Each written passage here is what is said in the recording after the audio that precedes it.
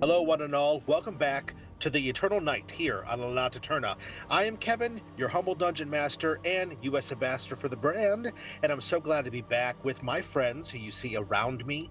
We are playing another edition of Blood Rites. It is a mini arc that we're doing here, set in the Blood Domain, which is the land of the High Vampires.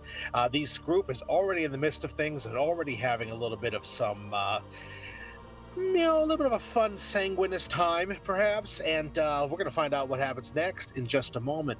But first, I want to thank you all, welcome you to the channel. If this is your first time, hey, cool, thanks for coming to hang out. Hope you enjoy the show. If you are coming back, welcome back. Glad to see you again. We are going to be telling a collaborative tale, and so let's meet who's going to be doing it with me. Let's start on my right, your left. Adrian, what is happening, my friend? Good to see you back, buddy. Hi, thanks for having me back. Good evening, or whenever, whatever time zone you're in. My name is Adrian. On the internet, you can find me using the handle Sly Sparrow on Twitter and X or whatever it's called, Blue Sky, all those kind of things. And tonight, I will be returning into the role of Sir Caden Elios, otherwise known as Cade, the Wandering Knight, who wanders his ass into danger almost every single game, wanders his ass into the arms of usually vampires, even though he is a vampire hunter / slayer. With his trusty white horse, Luna, they ride into the moonset, kind of thing, moonset. Sure. With his friends, going into the darkness with his trusty sword and helm, and trying to get himself out of trouble, and usually is kind of riding right into it, Right. because we are on a quest for revenge now. It was saving people, but now it is just vengeance, it is just reckoning, and it's about to go down. Oh, yeah. Pure and this time you're going to remember that you can see in the dark, right? Yeah, I'm going to remember I could see in the dark, and that I could sense vampires. Yeah. And see invisible and all that good stuff. Yeah. I was just, making them underestimate me for future encounters. Right. All the great things. Awesome. Can't wait to see what happens next with you, Adrian. Jumping on over to the other side, my left, your right, is Beth. Beth, welcome back. Great to see you again. Great to be here again. Last week was batshit bananas, and so I am very excited to see what happens next. Tonight, once again, I'll be playing Isra, who is a spiritualist warlock. And the voices that have been occupying her mind were a little bit more chatty last week, so that's kind of new. But yeah, I'm very stoked to see what we do tonight. Insight check. Yeah, right. How new were those voices? I have thoughts. Indeed. Uh-oh. Oh, great stuff. Can't wait to see. Yeah, we've got some fun stuff planned, and we got some fun things that'll just happen. So thanks, Beth, for being a team player for that. Jumping on down right below me, Deb, hello. How are you doing? Welcome back. Great to see you and your beautiful smiling face. Thanks. You're all beautiful smiling people, so. Yeah, it's so good to be back. I love this game. I'm Deb. I'm playing Flora. She's a dance macabre bard. And what a fun subclass. It's great. And she's back reunited with her group. So I'm excited to see how we get out of the pickle that we're in, because it's a big old pickle. Pickles Indeed. are fun for everybody. Although I don't like pickles, so maybe they're not great for me. But, it's good to have you here. Adrian is also floating around. Oh, now we're all moving around. I love it. Adrian's Adrian here. vanished. He's Sly Sparrow. He's like, you know what? I've had enough. I'm leaving. Vampires are calling. Oh, there he is. There he is. Welcome back, sir. Mm-hmm. Sorry, I froze. That's all good. That's all good. And our final player to be introduced tonight, of course, is no stranger to the channel. Miko, welcome back, my friend. Great to see you as always, sir. Thank you. Glad to be back. Hello, everyone. I am Miko, otherwise known as the OKSGM, and I tonight am playing Kalim, everyone's resident darkness cleric with maybe a heart of blackness or a heart of something or no heart at all. It's kind of hard to tell because he's kind of dead, and we'll see how that shakes out for him in the future. Very true, very true. As you can see, we've got a colorful cast of characters here that are going to be telling this tale, and we're just so thrilled to be doing that. If you would like to learn more about Notte Eterna, check out the link tree right above Adrian's head, that beautiful, nice, bright yellow lettering. You can find information about the setting, or just pay attention to what we're doing, because we're trying to showcase it for you. So, again, I'm Kevin, and I will be the Dungeon Master, which means they get to play these cool 4 characters, and I'll play everyone and everything else. So, let's dive in, shall we? In the Blood Domain. When last we left our intrepid adventurers, they had returned to the Blood Domain in an attempt to try to save their missing ally, Flora.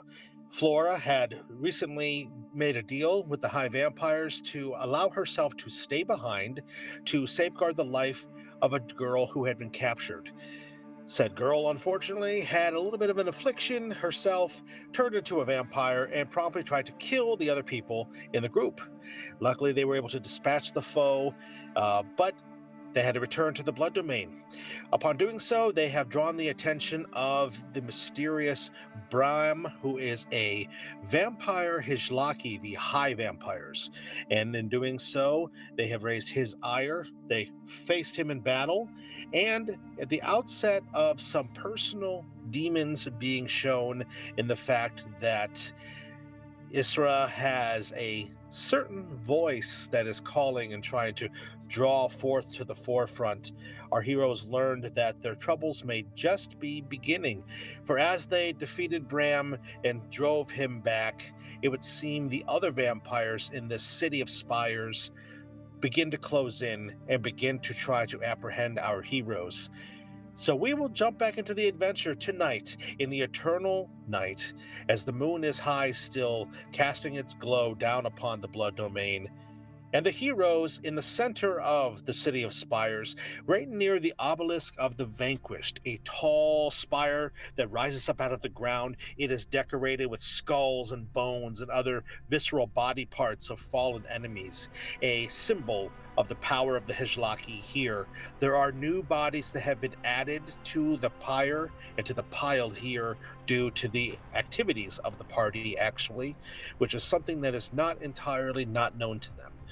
And in this moment, as all of the vampires begin to press in, you're all completely surrounded. There is at least 36 of these vampires intermixed, vampires as well as certain Hijlaki lords and ladies that are moving their way in and about.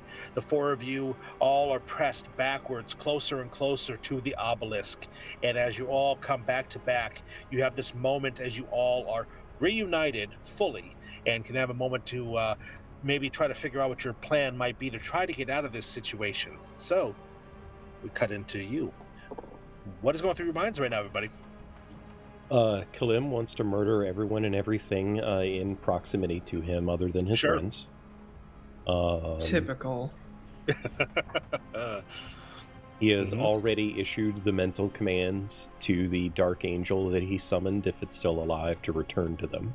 He had sent it off after the one, nincompoop guy, but I don't know how far it made it. But he's already issuing the mental commands to have it return. And I think he's already summoning forth more divine power and shadow energies to destroy those beings that were speaking to us a few moments ago. Oh yes, absolutely. You see the celestial warrior that you had summoned before is making its way back through the crowd of vampires. At least 12 of them around it, slacking and hashing with weapons, with their claws, some of them even with their fangs as well. And as it draws closer to you, trying to be pulled back into your dark power, you can see that they begin to cut and hack and slash it down. It manages to get about 20 feet away from you before it is completely taken down and overrun by the vampires, who close in, stab it repeatedly with their blades that seemingly are made of blood, and they wrench the life force out of this creature, and it vanishes. There is shadowy tendrils that move across the ground and come back towards you. You feel them move and writhe across the ground and are reabsorbed back into as the last remnants of that spell return to your spell font, your power, your divinity that you have being a reborn darkness cleric. At this, Klim holds up a hand and goes to blast one of them with a guiding bolt. okay. As you do, you hear a woman's voice, almost ethereal, cut out in the middle of the crowd. It is a language that, does anybody here speak Hijlaki? I don't believe we covered this before. And Adrian's character, Cade, might, being a vampire hunter, but I don't know for sure. I don't remember if he took it. It's very similar to, it's kind of like high undead. You just kind of like say everything with a high, with a pinky up and a nose up. It's kind of like, you know. You say everything with a British accent, and it sounds very, just. It's more French, but we'll deal with it. Right. You have a general idea of like the tone of what the voice is saying, although you don't understand the words. And the voice cuts out through the fog, and even though it is barely spoken, almost inaudible sound, you all hear it. It says something fluid, graceful, and as you cast that spell, Kalim, its power releases from you, and as it blasts forth, you see the spell energy itself gets dissipated and slammed, and it explodes, pulls away in and out of the night, turning into shadows, a fog that drifts away from all of you, as it is counterspelled by a figure who you now notice is being pulled forth on a palanquin, almost like a mattress on rods that has 4 posts on it, these dark black curtains on all 4 sides. You can see the figure within is half lounging, half sitting, and she lowers her hand with a graceful flow, sets it upon her lap. She looks towards all of you. Flora, we can see this woman now? You can see her, as she is lowering her hand. You can see she had to pull away the curtains to be able to have the effect to cast the spell. And Flora, you instinctively, because of your connection to the Dance Macabre, that song that permeates everything and plays at all times, you hear that there is this very funereal sound, this very sad, mournful sound, almost like violins, in the midst of your hearing as this woman is approached, held aloft on the back of several tall, burly men. You can all tell from their build and from the way their features are that these are all Hijlaki carrying this woman along. And is Kalim still like... Oh, sword, shield, at the ready, stepping in front, ready to move forward and just start cutting away everything that moves. Flora will move in front of him, and she will put her injured hand up on his chest and say, "Do not destroy yourself in this way. We will find another way out."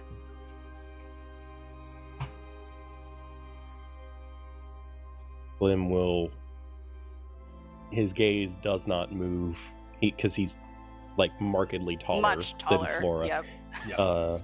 His gaze does not move down for several long moments as he is pointedly staring at this sorceress woman, and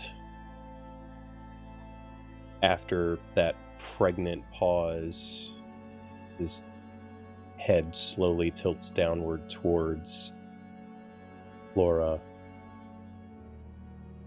and he just locks eyes with her. There's a pain in his expression as he's looking at her, and it quickly softens to an almost mournful agony. And only those in close proximity might be able to hear him say, as he tilts his head to the side and has a strange quizzical expression as he says, "Sophia," and just shakes his head, grimaces,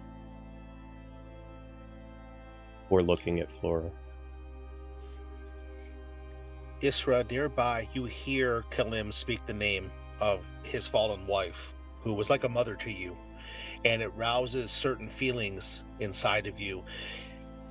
In the back, behind the presence that is currently holding sway of your features, this voice, this masculine presence, the Blood Matron approaches. Are you ready to become a subservient? Do you understand your purpose here?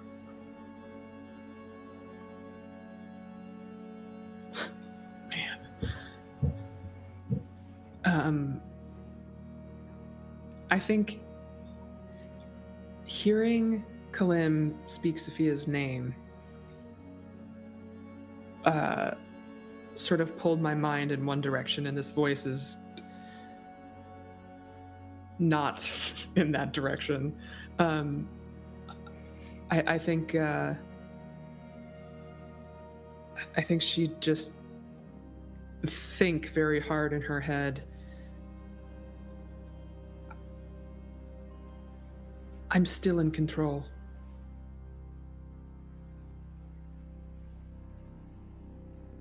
Are you? Please Yes. make a wisdom save. Okay.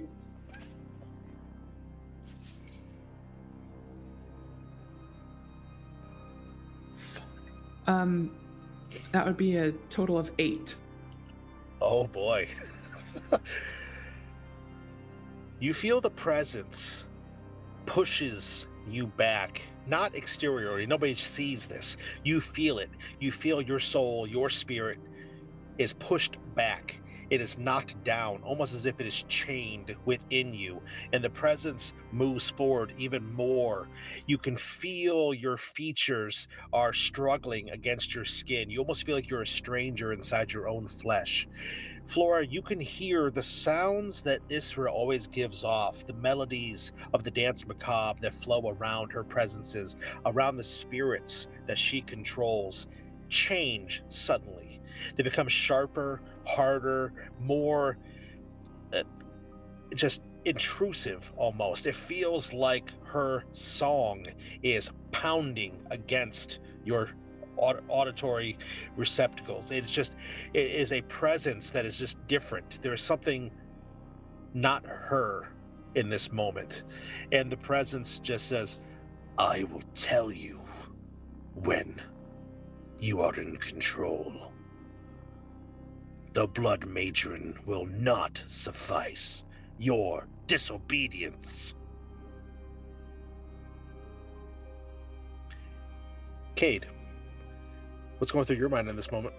Cade will look into the massive horde of vampires, the high ones surrounding us. Sitting upon his trusty steed, he will look behind his shoulder to see his friends shoulder to shoulder, back to back. He will nod his head in approval. He will place his helm over his head. It's one of those moments where you feel kind of like a certain peace, where you know that you're going to die. So he will say to his friends, it is a pleasure to die next to you all. And he will start to rile up the horse and kind of like getting him riled up for one last ride. And he's kind of like circling, kind of staying in that kind of defensive position, getting his blade ready, and goes to like that every bit of training he has had in all of his life. We're getting all of his daggers ready, his crossbow bolts, everything is in perfect place to kill as much as possible. So like if he's gonna go down protecting his friends, and he's gonna take as many of them as he can. Maybe provide enough time for them to escape, perhaps charge through. Every little thing is coming into his mind, and as it's going so fast and his heart is beating so fast, it suddenly gets to that sense of calmness. Now it's almost like a monastic form of battle, where it is, all we are doing now is waiting for the rhythm to change and battle will start. And at that moment, he will kind of look over to Kalim to see like, what's the plan kind of look like. Am I charging it alone? Are we gonna like double team this like we've done so many times before? Like, what's the deal? So he will take a moment to kind of look back to see what everyone else is doing. As Cade looks at Kalim, he does not lock eyes with Kalim, as Kalim is only watching Flora in this moment, and he would see pain, slumped shoulders, a almost sense of loss and confusion in him. Mm-hmm. Flora, you stand there looking upon Kalim, silence coming off of him, not his typical song playing. You know about the Blood Matron, you know about Namasria and the power that she wields. What do you want to do in this moment? Flora will keep looking at Kalim, but raise her voice a little louder so that Cade can hear as well. We will find another way out.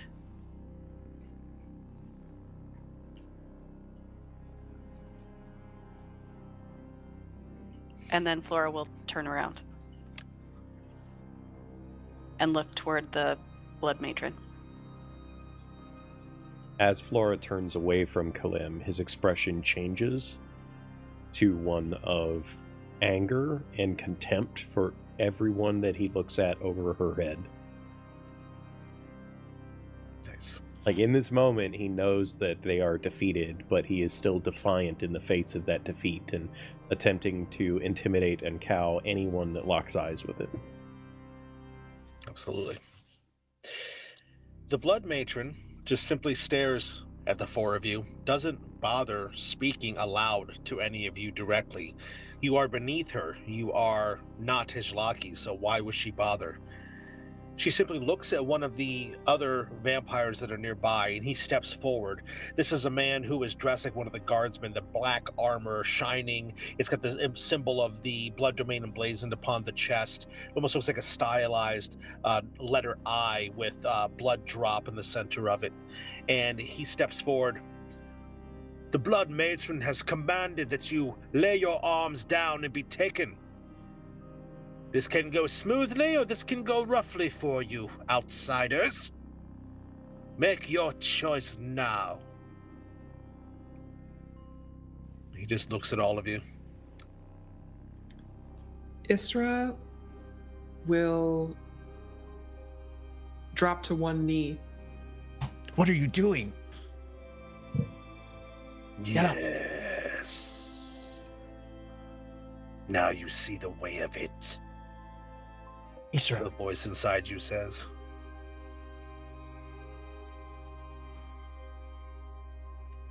She says nothing. She's just locked on to the Blood Matron. Cade will still like kind of turn his head, be like, you cannot negotiate with them. They will turn us all. We are food to them. Nothing. Cade Flora still has will sword. take out her dagger and her rapier and put them on the ground.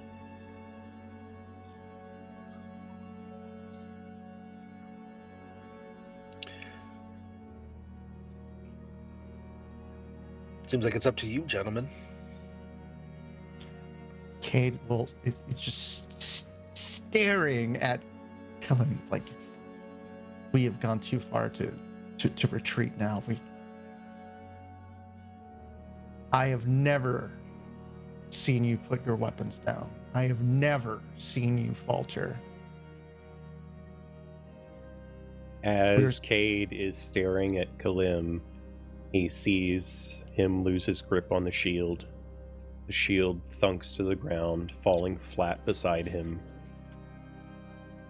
As he goes to kneel, he holds his sword up in one hand in front of his face. Looks up to the dark sky above. kind of rests the sword on his shoulder for just a moment, and then throws it at one of the vampires as he drops down to one knee to see if it just might impale someone. The sword flies forward, and not the vampire who was speaking, but another one beside him steps forward to intercept it. He actually turns. It does stab into his leg, and he grabs it, wrenches it free, and he just looks at you as he takes it just with a grimace. He holds it behind him so that you can't get it. They all start to move in towards your companions, Cade, and you restlessly begin to stir on the back of Luna, and you see a familiar face in the crowd. A beautiful elven woman, long, dark, black hair, tousled, messed up, fresh bruises and cuts on her face as Regia is forced through the crowd and thrown down at your feet. We have already caught your spy. Surrender now or her life is forfeit. And he grabs the back of her head and rips her head back, and a dagger flashes up to her throat. She simply locks eyes with you, and it is a look that can only mean one thing. She's defiant like you are.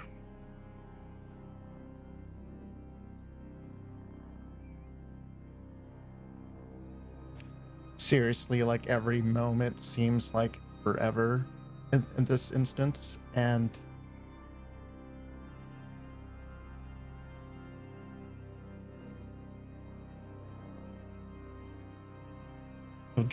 he will drop his shield, and as his shield drops, the face on the shield turns to anger, defiance, and then he will drop his sword and pull off his helmet.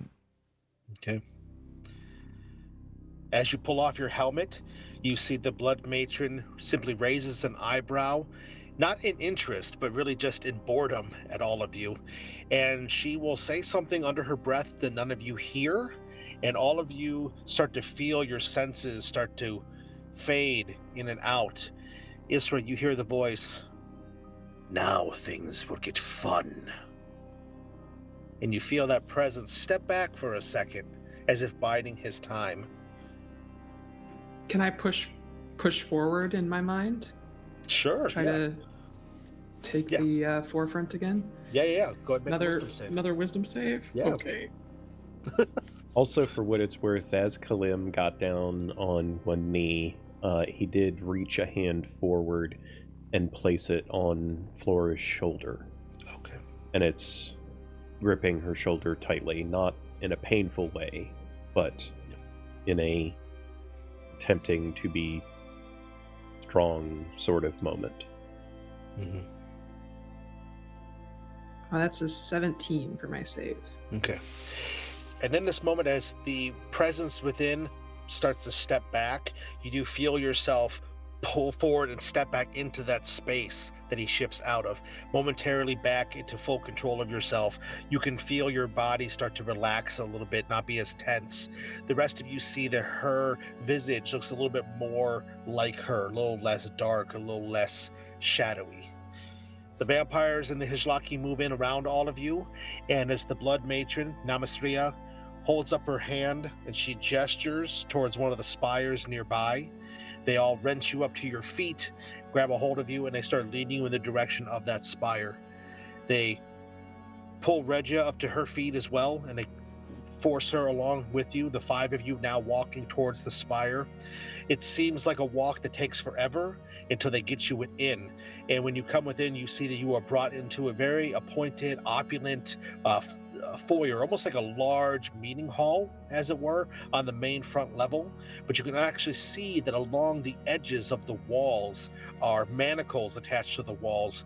And you can see that there are certain runnels and troughs along the edge of the wall directly behind the chains, and at the base of where a person would stand chained to the wall here, some sort of bleeding chamber for those to be fed upon. And unless any of you do anything, they begin to chain you and manacle you to the wall. Okay. There's a It- moment where Kalim starts to chuckle. And then Eerie. he just laughs loudly, echoing across the chamber, and he doesn't have to be led to the chains. He just moves over to them and stands there, waiting for them to be snapped tight. And he just looks across the room at whichever vampire dares to approach and says, "You will not find sustenance from this body. You will only find the dark."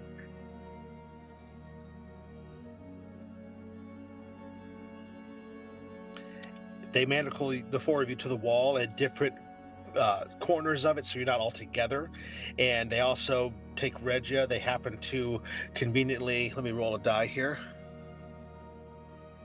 They chain her up in the spot which is right next to Isra, and which is across the way from you, Cade. Basically, she's directly across the way from you. And as you all finish getting chained up, you see that they all begin to file out of the room, leaving the four of you alone in the chamber. And as the last of them goes to leave, it is a tall figure, one of the guardsmen, and he turns back to you all, and he just simply and just turns, walks out of the door, leaving the five of you alone, as there is a loud as the door shuts. And the moment is yours.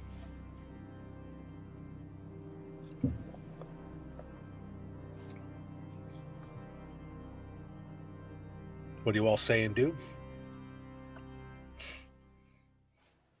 I feel like Cade has some things. I was gonna say, how's it hanging? But just kind of like, it's kind of dark in here. We're like, well, this is gonna break the tension a bit. So I was like, all right, so I'm waiting for someone to mention a plan. I mean, the view's nice, but I don't have that much blood in me. I'm really sorry, Regia says. I tried to do as you had asked, lady, but we must have revealed ourselves somehow. They knew that I was coming to aid you. They intercepted me, and I managed to take out 4 of the bastards before they captured me. I'm proud to say. Only 4. Yeah, only 4, yes. I'm with Flora, only 4? We've seen you take on bigger. Another time, another place, she says, giving you a little bit of a grin. Double agent. Is there a plan? Is there something we're supposed to be doing in here besides staring at each other and waiting for them to kill us?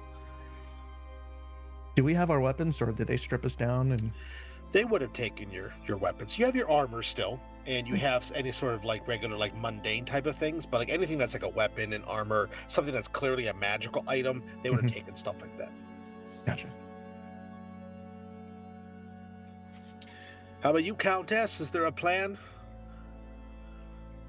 Stay alive, which we've managed to do now.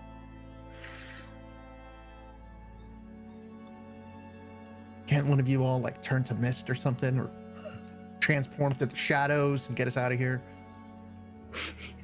Yes. It's great. Are you waiting for the keen moments, or? Yes. Helpful. Thank you very much for that. Appreciate it.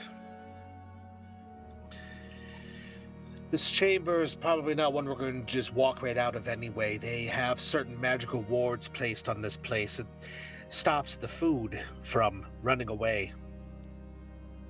Something they actually picked up from humans, believe it or not. They used to actually have fences around cattle back in the day. And they've made the same type of approach here, except it's magic and not a fence. So have fun with that, Kalim. You really do not understand the concept of my existence, do you? I'm still questioning my own, but go ahead, Cullen. Well, I'm not going anywhere. Why don't you enlighten me? What's so special about you other than you're creepy as hell? Nothing. I am no more special than anyone else. I just allow the darkness in without letting it consume me, like so many people in this cursed world. But in this moment, it does not matter. Any of what we think we might plan or evoke ourselves to do is irrelevant while these creatures are in control. So until circumstances change, our choices are to exist or not.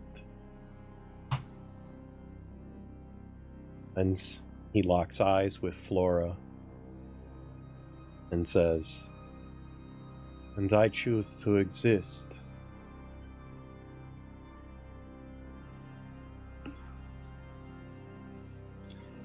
They might have hit me in the head a little harder than I thought, because none of them made any sort of sense at all. But I can tell from the way you're looking that clearly you guys are in on some sort of inside, joke or something. So there's that. Are our arms like up high? Or are we like chained above our, like how are we Yeah. chained up? You guys are kind of like in a Y position, but your Okay. arms aren't like taut. They're kind of loose. Your elbows are hanging, so you can move your arms a little bit, but you won't be able to like reach your face or reach each Okay. other or anything like that. But Kate's you're gonna not like stuck. Okay, Kate's gonna like start testing the chains a Sure. bit, see if you could like reach into somebody else's pocket, or can it, Yeah. kind of testing the chains a bit. I'm Yeah, sure absolutely. these are used a lot. I'm sure that there might be a little, maybe some loose rings here and there, but he's giving the good college a try. Sure. Yeah, you test them out. They seem to be firmly attached to the wall.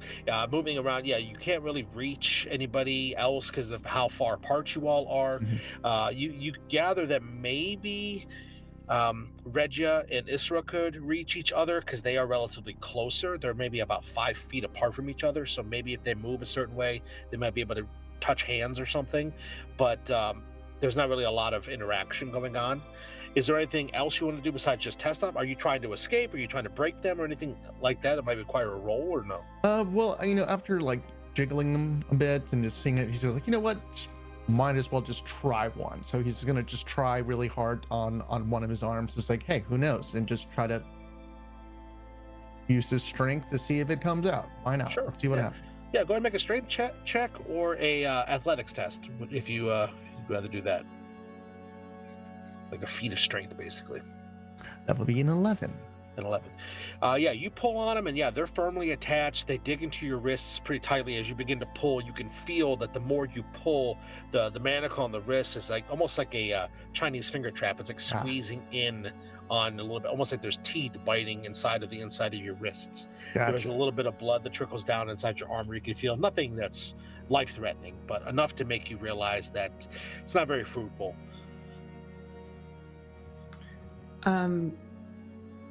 Right now, Isra is trying to stay as detached from one specific voice in her mind, but from them all together. But she will, I guess, call upon the connection to the spirits and see if she's able to use her ability where she can move through solid objects again. Unsure of what protections are on this exact space and whether or not it'll work. Sure. How many times can you do that? Is it per short rest? I forget what it was exactly. It's 2 spirit points. Oh yes. To use, yeah. Okay.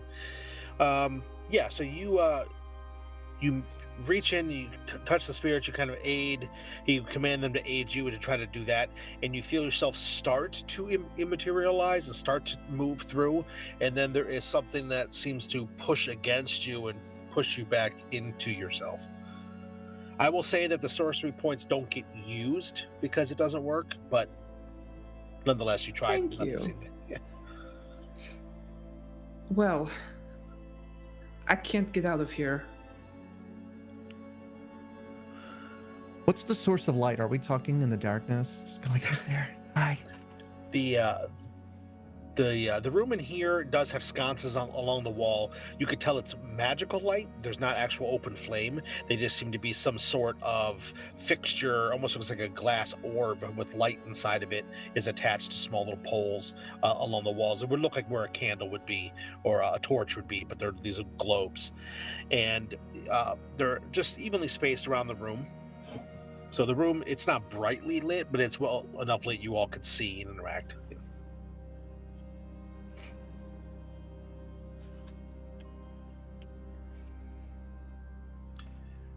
And in this moment, Flora, you look at Regia and you think about all that's been going on here. Is there anything specifically that you're thinking about? Any sort of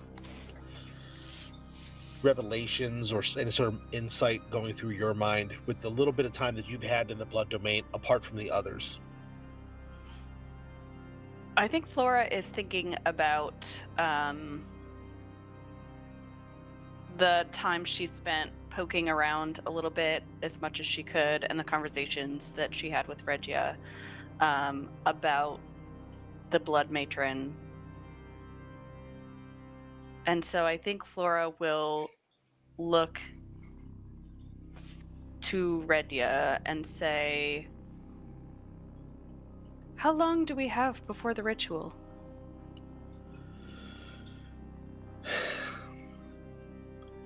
It's hard to say, really. It depends on how angry they are with what you guys did.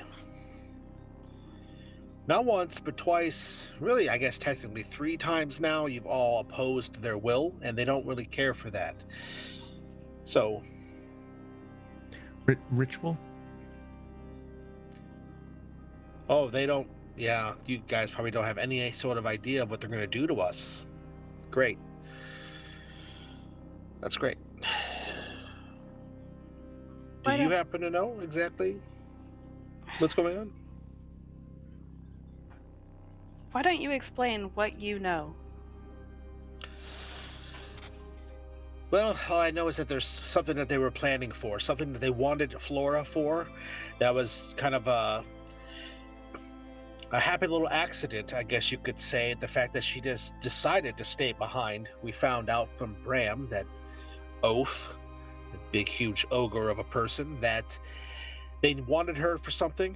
I think her blood is the key somehow. It has something to do with the choice her mother made. And, you know, I didn't hear too much of it, to be honest. But all I do know is that it has something to do with Flora's blood and then wanted to harness the power that she has.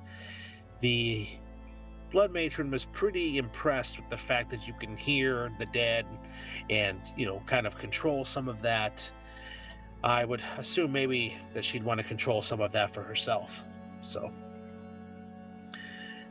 the ritual will probably unlock that somehow, maybe get her that ability. I think the rest of us are just here, we're along for the ride. We're the appetizers, I guess you could say. But that's about all I know.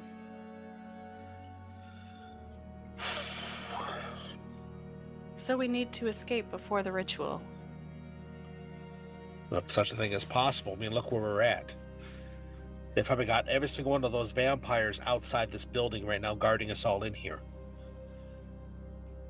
Unless you have a big escape plan. Oh wait, your driver. Yeah, isn't he going to show up? Can he? You know, is he some archmage in disguise or something? I thought. Look, I don't know. And you hear the as the door starts to open on the side of the chamber. And as it does, a single shadow, a silhouette of a figure starts to walk through. You can tell from her slow, graceful pace, it almost looks like the figure is gliding along the ground rather than walking. This actually rather petite looking woman, she's not that much taller than Flora, very thin, long, dark hair, matches her kind of a gray, almost like a smoky black dress. As the Blood Matron continues to walk in, she comes into the faint light that's in here. Her features are very elegant, very beautiful, actually. Her skin is very pale. Her eyes have a reptilian cast to them, gold with that slit down through the center. And as she glides in, you see that she has a crown of brambles and thorns that adorns her head. She steps in to the center of the room and turns to each of the four of you, taking it all in. I am very cross with you, Regius with Strider, she says, turning to Reggie. A long time you have been in my employ, in my service, and never did I think that you were capable of betrayal. But that is how things go, I suppose. Eventually, your kind always falls to their base natures. She steps forward, and she reaches out one hand, and you see she's got these bright purple nails, like they're like almost like there's a paint or a lacquer on them that's a lavender type color, and she runs one down the side of Regia's face and curls around to her chin. Cade will start wrangling the chins, like, hey, you want to mess with someone, you mess with me. The Blood Matron stops, and she slowly turns towards you, Cade, and she gets a grin on her face. Well, a knight all the way to the end, it would seem, defending your lady's honor. Do you believe that this one is worth such a threat, Cade?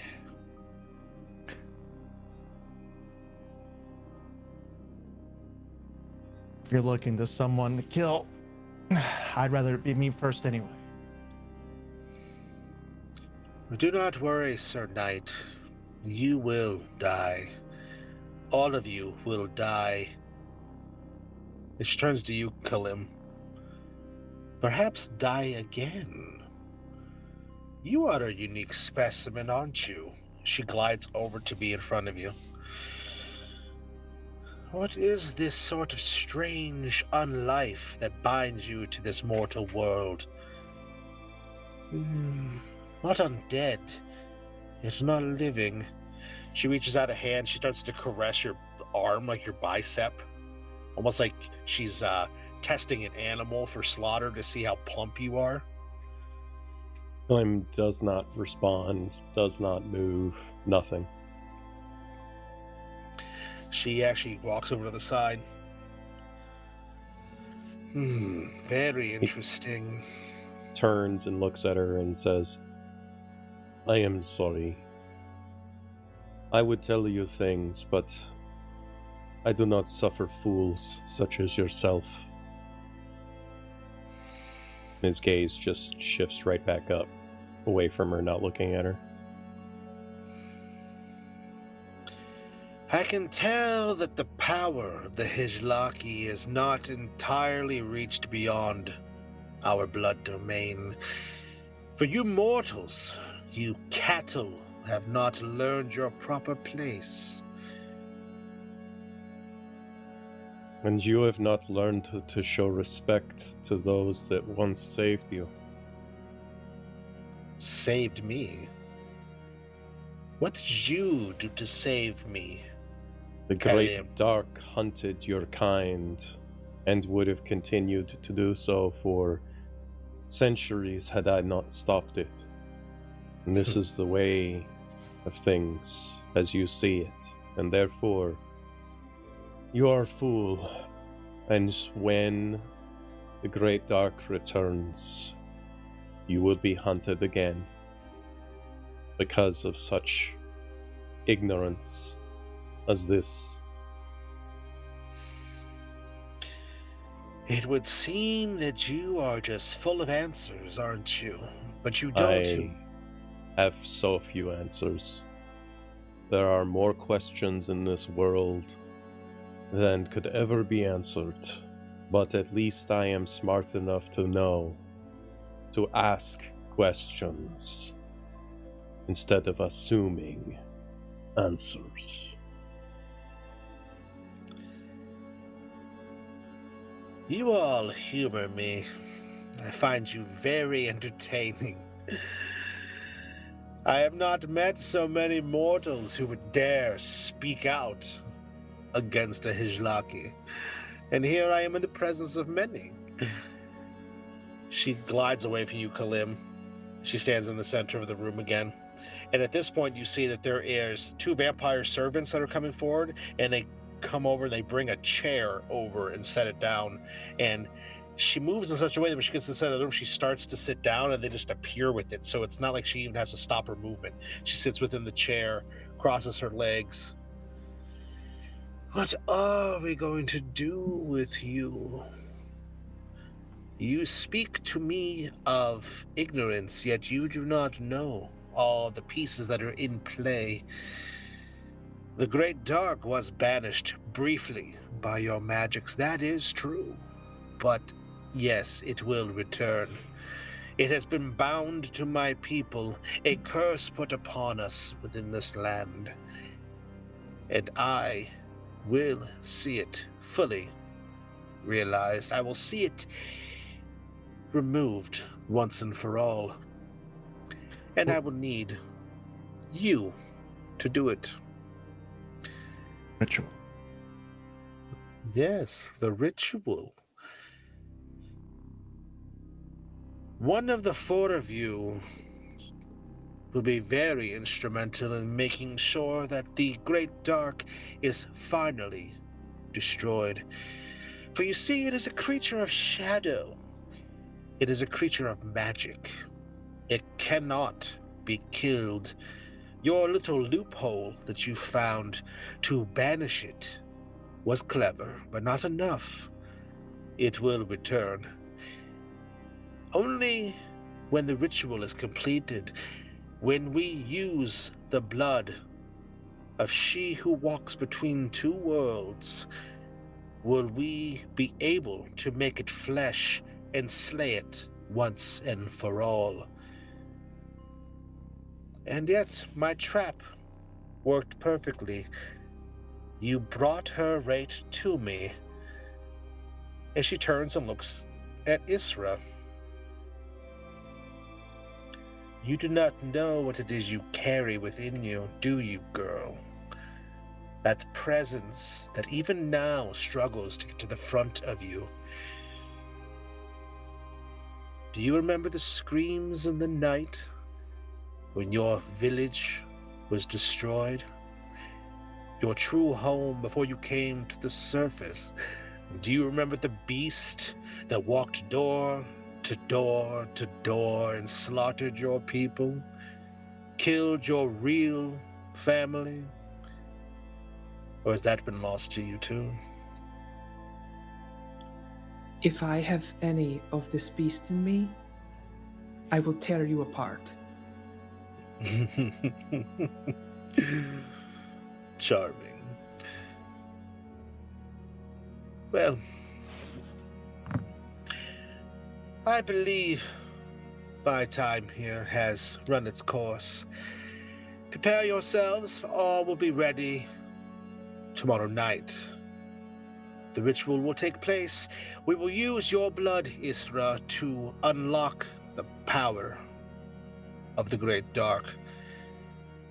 When the blood mixes with the shadows and is made flesh, my people will be rid of the only thing that stops us from taking it over every little bit and scrap of this world that your people still call home. And then we will hunt and we will feed, and every single one of your people will be gone. As it should be. Any other last little quips and comebacks for me? Didn't anybody ever tell you not to play with your food? I believe I will make you into my paramour before I kill you, Cade. If only to get back at her. She looks over at Regia, who looks a little bit disgusted at the thought of this. Of course, my husband will be very put out, but he knows who is in charge, so I don't worry about that too much. It wouldn't be the first time that your husband has been put out. It is true. He loved another, and I claimed him for my own. How romantic. Romance is not important when you are trying to dominate and claim a world. You will soon learn. I will see you tomorrow night. She turns, and she puts her fingers on the side of the chair, and she stands, again, a glide, as she stands up, and she begins to move out of the room. And without even gesturing to them, the two servants pick the chair up and come after her, move around her, and you hear the door open up again. This two large Are we heavy just doors. supposed to hang out here? Did you want to do something else? A few things.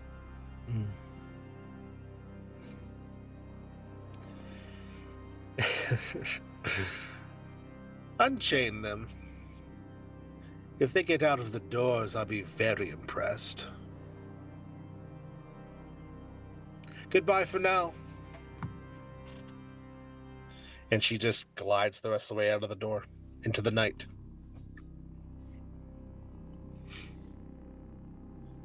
She's so full of herself. I can't believe that worked. Well, now that, we are no longer chained, the vampires are gone. All we do now is we kill Isra, drain her of her blood, and we have foiled the plan. Right? Right? No? I mean, Yes? if that is truly the only option, then I mean, we might be able to bring it suppose. back later, but what if we did drain your blood? Or made her think you were dead and that the ritual couldn't be completed? I don't know, I'm just thinking out loud here. Luna does all the planning, but I'm just... You know what, Cade? I couldn't agree anymore. I actually had the same entire thought, and now you realize, Isra, just how close Regia is to you, being chained up next to you, as she's getting unchained before you are in this moment, as some servants are undoing her manacles. She gestures and she flexes her hand. We could just kill her. That would stop a lot, wouldn't it? Oh, you weren't serious? Oh. So, in response to Cade, Isra was very genuine, but seeing Regia, Isra's very small in stature. As a Karevi, she's just naturally smaller, but she definitely looks up defiantly at Regia. I'm sure it won't come to that. Well, Am I if you'd like free to yet? try. What was that? Has Kalim been freed yet? Yes. As soon as Kalim is freed, he approaches Isra, ignoring everyone else in the room, walks up to her, places both hands upon her shoulders, and looks directly into the darkness that is her eyes. He says, "Tell me of the shadow, daughter."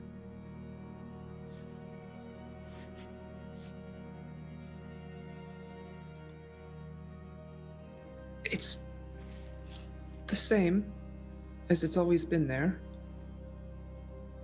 except it's a bit louder, and I've been pushed just back a bit, and it sort of takes over. I feel like I might be dangerous to you all. He just hugs her. She hugs him right back.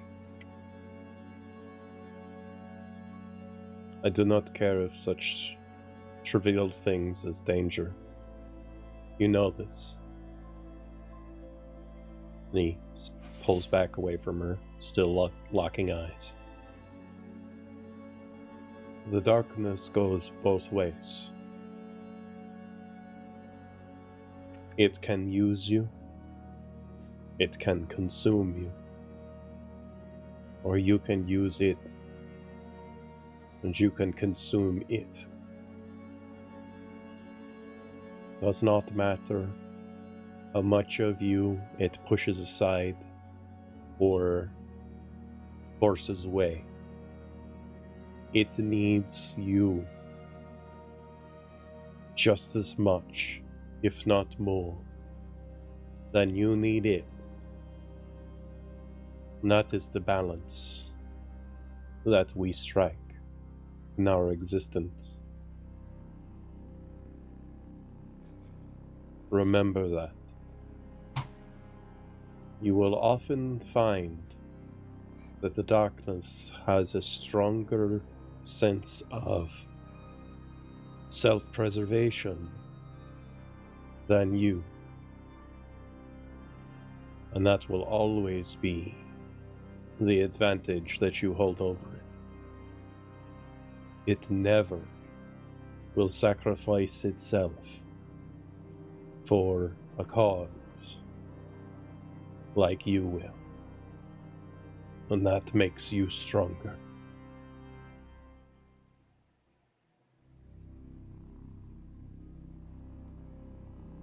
Well, if there's anyone who's in authority on the darkness, I think it's you.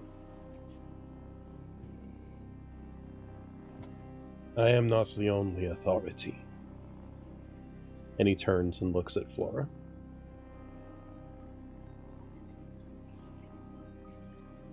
She looks a little lost right now.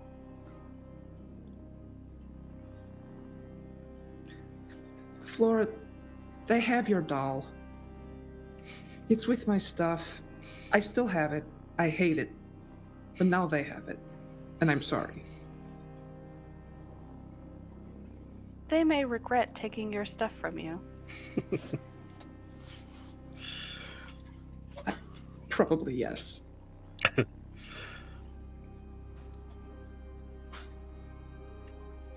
Kalim will approach. No. Sorry, go ahead, Beth. No, go ahead. Kalim will approach Flora and not kneel down on a knee, but he will just lean against the wall so that he is shorter, so that he's a little bit more eye level with her. You were thinking the best for all of us. You recognized the situation in ways that, in the moment, I would not have been able to. So thank you for that, for keeping your head about you. Means a lot. He places a hand upon her cheek. With all these compliments, I actually think we're going to die. Oh, definitely. You ever notice how everyone's really nice right before we die? Yeah, I've noticed it. It really makes me kind of want to puke, but Is there a window? Can they watch this happening? Are they watching us? You don't need windows when you have magic rooms and dungeons. Yeah, he's got a point. The creepy guy is right. Damn it. Well, since we have to be honest, I think I need to be honest too. Lady Flora, I'm sorry that I didn't do a better job.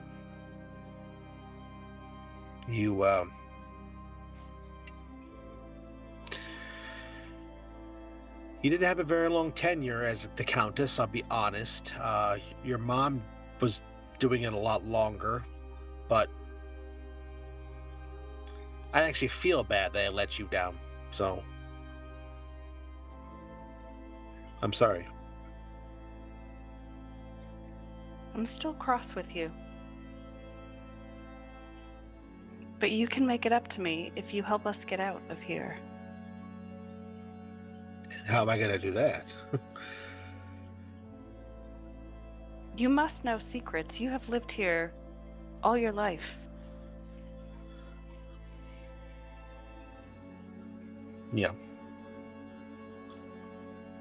Yeah, I wasn't always a badass vampire hunter and a hunter of the Great Dark. I started off as a slave here, like most people. I was born into that, and it's how things go, I suppose. But see, I'm only half elven. Which half? Just kidding. Can I roll insight to see if she's lying? Because I don't Sure. trust anything she says. Absolutely, absolutely. 17. For the first time since you've really known her, you could tell she's letting her guard down, and she's speaking very plain.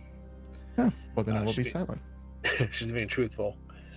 And in that time, I saw the worst of what these people could do, and I promised myself that I would never stay a part of that. And the first chance that I had to get out there and make my way to do anything other than to be a slave, to be someone who didn't have any power, I took it. And that meant that I had to hunt things, and sometimes it wasn't things that were guilty of stuff, if you catch my drift. I killed for them sometimes because that's what you had to do. And anyway, I figured that I had to do one good thing before I shuffle off, because if there's anything past this, I probably haven't earned a lot of good favor. So I'll get to thinking, and I'll see if I can come up with something before they decide to take us off and drain us of all of her blood and whatever sort of shadows are living in her. How's that work, by the way? I don't know. See, I thought you were a sorcerer or something, so is that not No. how you get your power? What did she mean there was something living in you? I have voices in my head. Spirits, they talk to me, and I connect with them.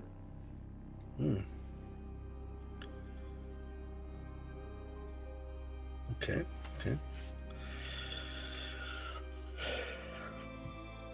So what's the big plan then? Kate's gonna go start looking around the perimeter of this cell, looking at the door, checking the hinges, checking for, peepholes, all kinds of things. Yeah. Basically, the area is large. It would be the base of one of these spires, so it's not just a little cell, it's a whole area. So you guys have room to walk around and move stuff. There might even be some corners. You guys could have some privacy if you want to, be in your own thoughts or whatever. So Regia walks away from the conversation. She's going to try to think of something. And as you're all walking around, she ends up having to kind of catch up with you, Kane, as the two of you are walking around. She's moving through things, looking around stuff. You guys come across, there's like some, some blankets and some pillows or something over in the one corner. And he makes a face. And she says, another time, another place. But it's too bad you're going to die here too, because, Well, I wouldn't give up hope just yet. We still have the night. He looks at her. To find a way out. Of course. Yes, definitely that. Just don't give up hope just yet. We'll find a way out. Besides, you still have yet to do your good thing, so I'm waiting to see when that happens.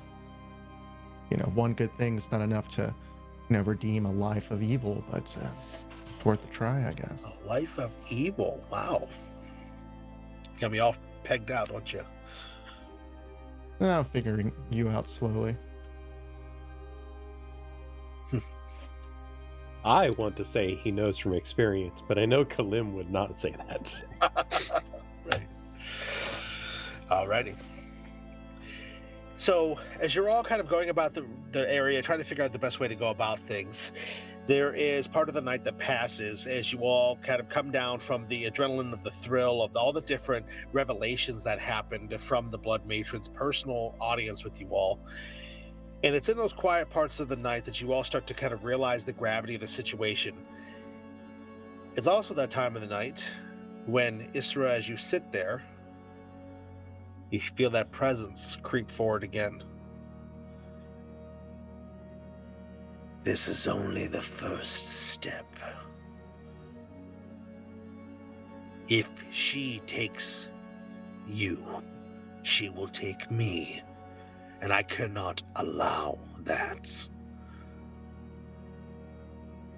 Let me take control, and we will get out of here. You will have to sacrifice your friends, but I can be sure that you live, as I did all those years ago. I think we have overlapping goals. I would very much like to live, but it comes with the condition that my friends survive too. Don't be a fool, he screams in your head. They will die regardless. You can be spared. I can get you out of here. I can control you. I can save your power, or you can let it fall and be destroyed and be buried like these others. Their goals are the same. They don't want me dead. You only survive if I survive. So, they can help. Do not tempt me. I spared you those years ago because of your ability. I can put you in the ground like all of the others in your town. Fine. Where does that leave you? Make a wisdom save, Beth. Excuse me. Make a wisdom save, Isra. Beth, I'm sure is fine. I don't know, man. Couldn't tell you. It's a dirty 20. Nice. You struggle against the presence, and you all can hear that Isra is starting to raise her voice, almost like she's yelling at someone. She's standing in the corner, and her voice is getting louder, more present, and you can tell that she's having an issue. You can see that she's standing there clenching her fists, but you are controlling the presence as of right now. You do hear his voice still. It doesn't have to be this way. She will destroy you. Let's destroy her, and then we can talk. I can't do that with you in control. I need your power. Fine. Take it. Let's end her. And I'll just step back. You'll give up control again? Oh boy. Yes. Isra suddenly stops, and the four of you are watching her to see what she was arguing with herself about, and you see her stand up more fully. And then you see that there is shadows of the area nearby that start to pull out of the recesses of the corners of the room and start to cling about her. You see they ripple up her body, and then a halo made out of some sort of strange shadowy tendril starts to pulse and move around her head. All of her features get more dark. Her skin gets more sallow and pulled back, deep bags underneath her eyes. The veins in her face turn black and start to spread out towards all the edges. And you see she stands and she looks towards the door. And in this moment, Flora, you hear that the song that belongs to Isra and to Isra alone suddenly stops. And it stops not in the sound of silence, but rather in the sound of the instruments that play her part of the dance macabre are suddenly severed and destroyed. Isra turns and you all look upon her features as she looks towards the door, and she begins to move towards the door, and a purposeful glide raises her hand, and dark, shadowy energy bursts through, and the door explodes off the hinges as vampires outside jump up to attention to see what exactly is going on. Isra just simply looks at all of you and then glides to the door. Is there anything that you want to do in this moment, Beth, as that presence fully takes over?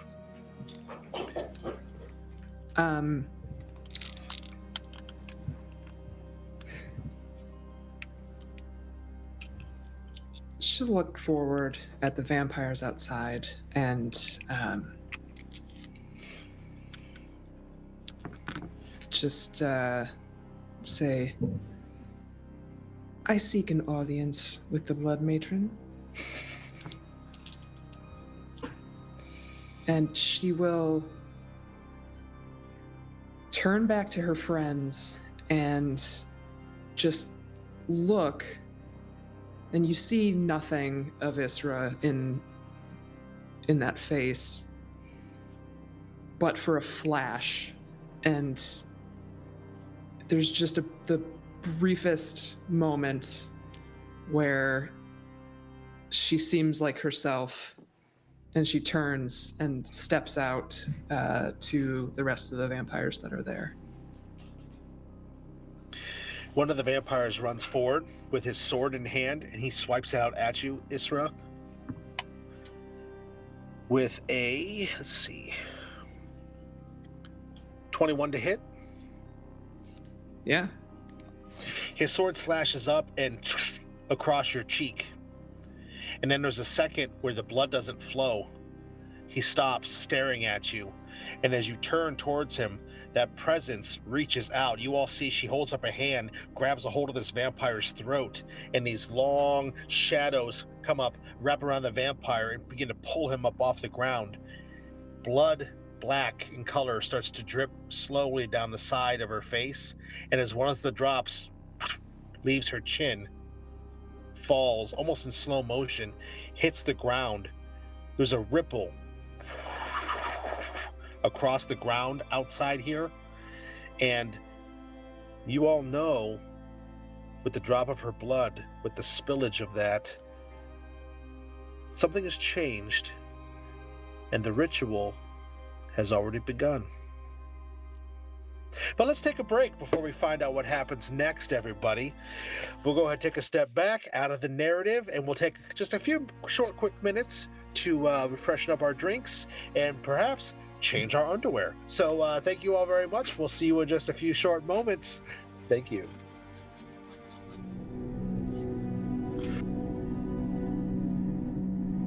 We are back. Thank you all so very much for coming back. Here we are. We're going to do the second half of tonight's episode. It was a pretty intense first half, if I do say so. We've got some party members, debating what they want to do. We've got some dark forces coming to the forefront. And now, seemingly, the ritual has already been unintentionally tripped. So here we go. We're going to dive right back in. So as Isra continues to walk forward, the vampire that she's holding up, you see his head just kind of turns and goes to a weird angle, and his lifeless body falls to the ground nearby. The one who attacked at her with the sword is just going to take a step back. His eyes are wide. He is in shock at this moment. And then you hear a voice from somewhere outside. Capture them! Do not let them escape! The Blood Mission wants them left alive for now! And vampires start to move in at all of you. So let's bring up our battle map as we roll initiative. Oh, lovely. You had an in there? No, this is good. Okay. Let me actually move you guys, because you guys are not right there. You guys would be like here. Oh, that's Kate over there. Oh, that's our beautiful... Where in the world is La Notte Eterna?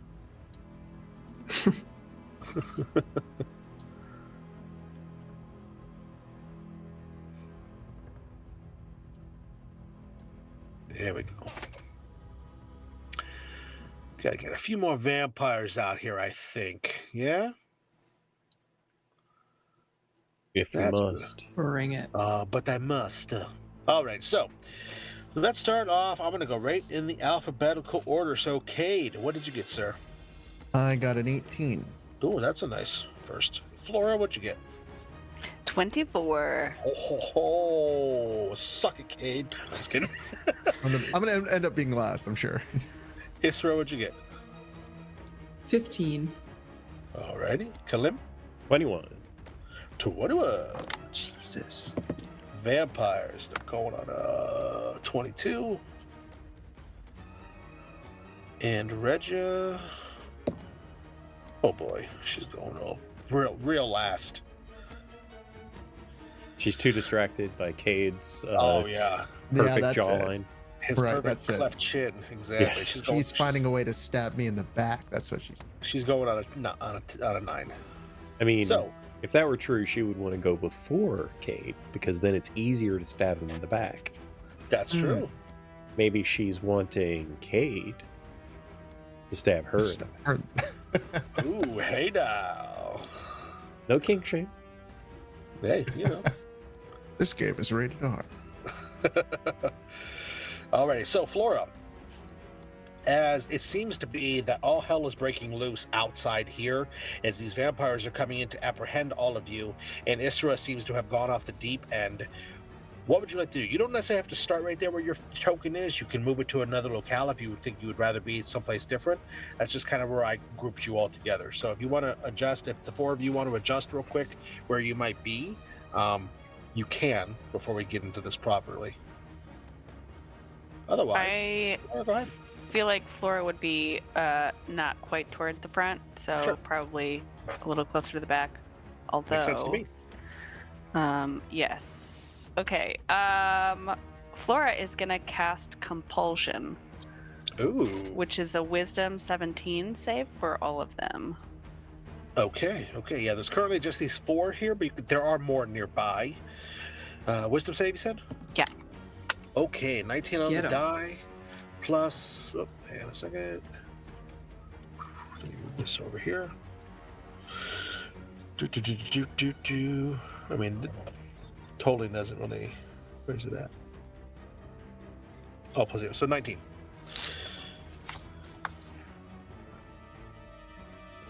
So On that all is- of them?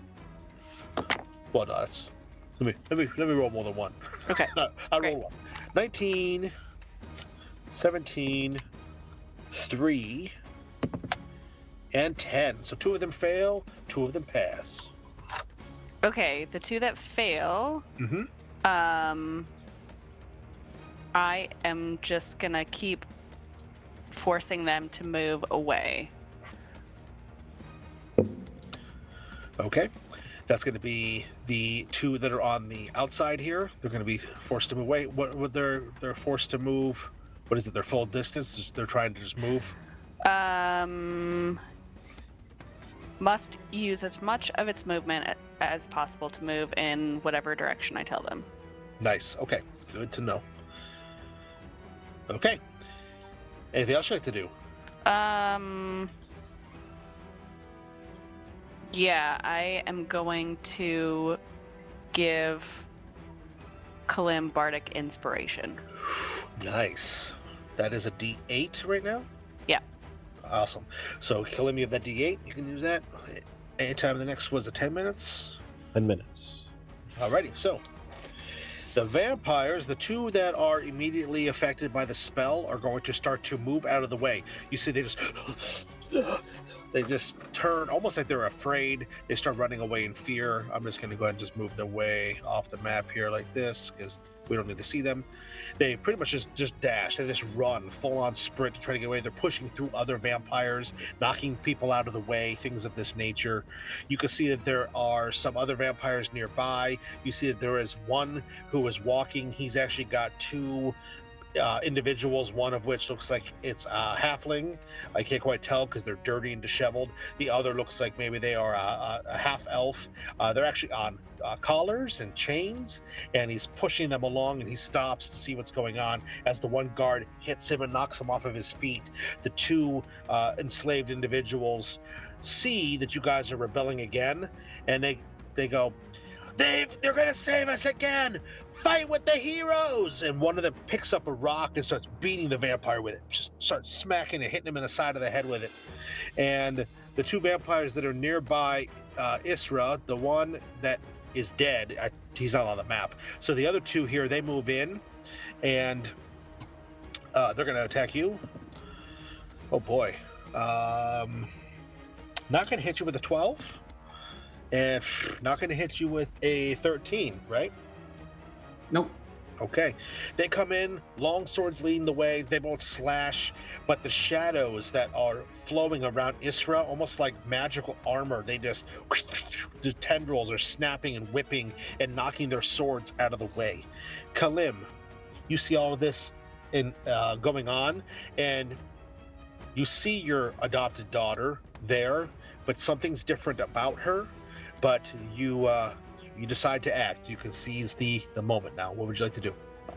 Yeah, I think in this moment, Kalim knows very well what has happened. I don't think there's any notion that this would be oblivious to him in any way.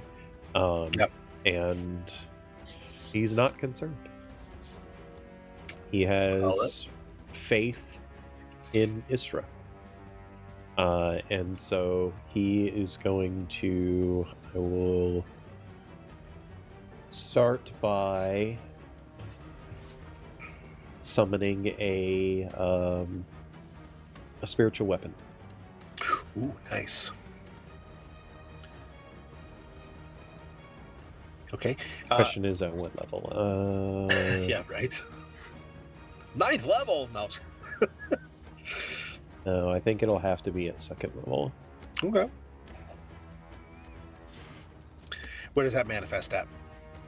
I am pulling it up now. Perfect. So, yeah, he the black sword that he normally wields appears behind this vampire up here that is attacking Isra. And gets to attack. That is a 15 to hit. It does what it does, yep. Okay. That is 12 points of force damage. Okay.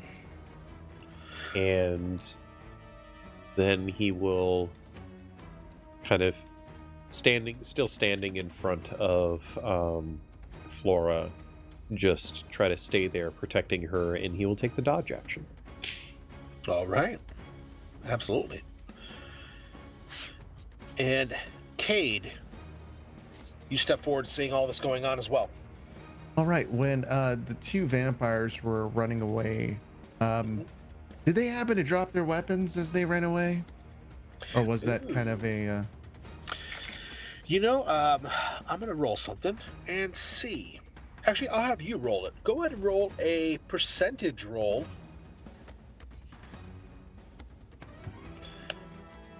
I would say there's maybe a 25% chance they drop their weapons. So you can say high or low. And... Oh, I already rolled. Sorry. Oh, okay. You know what? What'd you So roll? I'll let you decide. It's a 0-4. I got a 4. A 4. Okay. I will say that one of them did in fact drop their sword. It is the one that was running in the direction of, let me get to my pointer, the one that was running in the direction of up here. Okay. So conveniently is near you. Well, Cade will go up to try to snatch the weapon. Mhm. I'm assuming it's one of those blood rapier things that all their vampire kin. It is. Yep. So I'm already preparing my hand, and but I'm trying to make it look kind of nonchalant to the rest of the party. I just kind of come down, pick up the weapon. I'm already kind of used to the pain, so like, and he's gonna turn around. Who to say this to? He'll say it to the group because he doesn't know about the ritual. You know what? I better keep this a secret. All right. So he looked like he was about to say something, but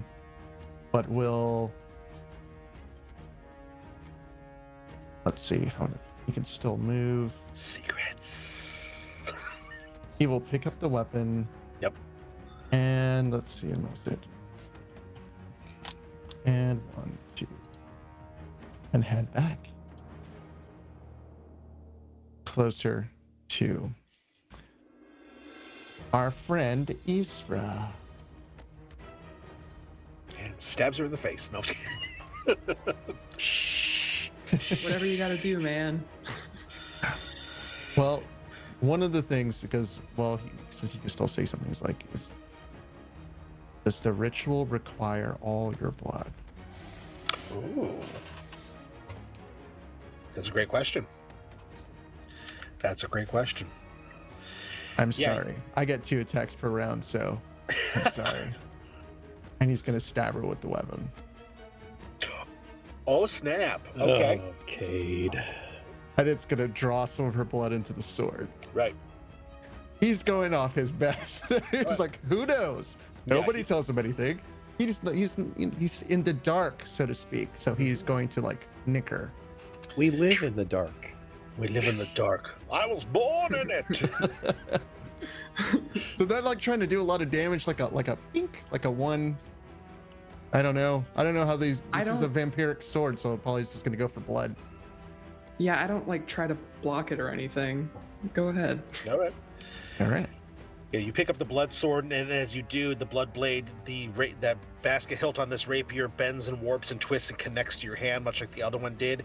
And as you move back forward, it looks like a regular steel blade, like it typically does. And when you strike out at Isra, it turns into that solidified blood look, starting to drip a little bit.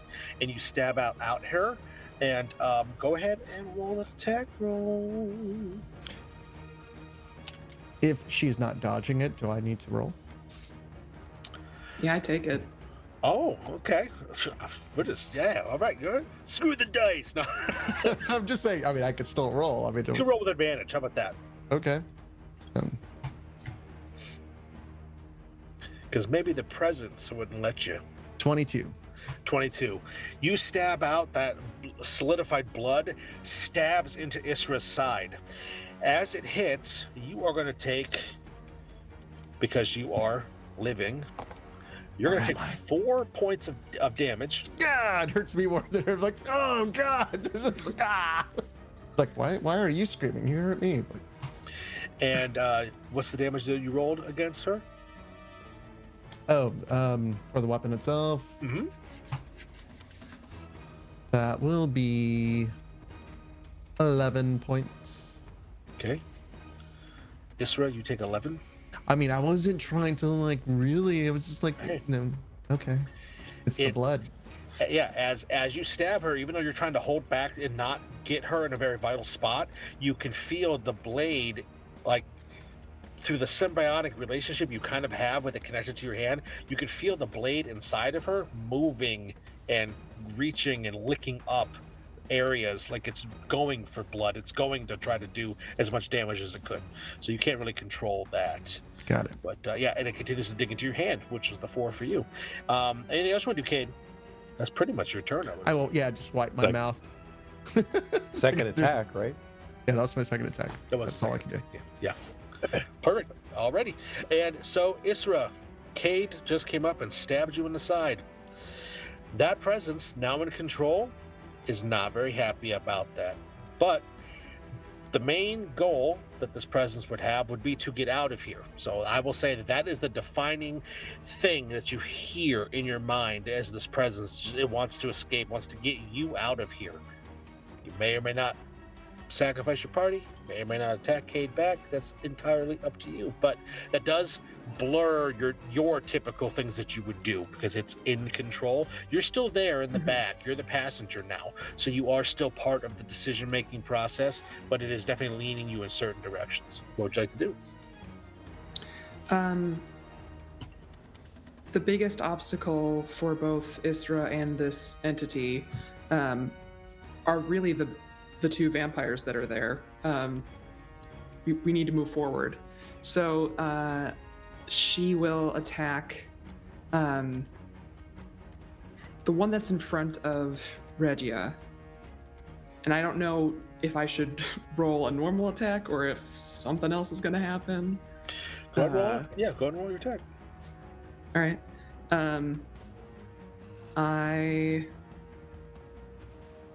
I'm going to do something really good. I'm just gonna point blank Eldritch Blast with, I mean, at disadvantage if I have to. Nice. Because the spirit within you is in control, your vessel of souls will be automatically, like, you have to use it, I guess you could say. Okay. If you still have uses of it. Yeah.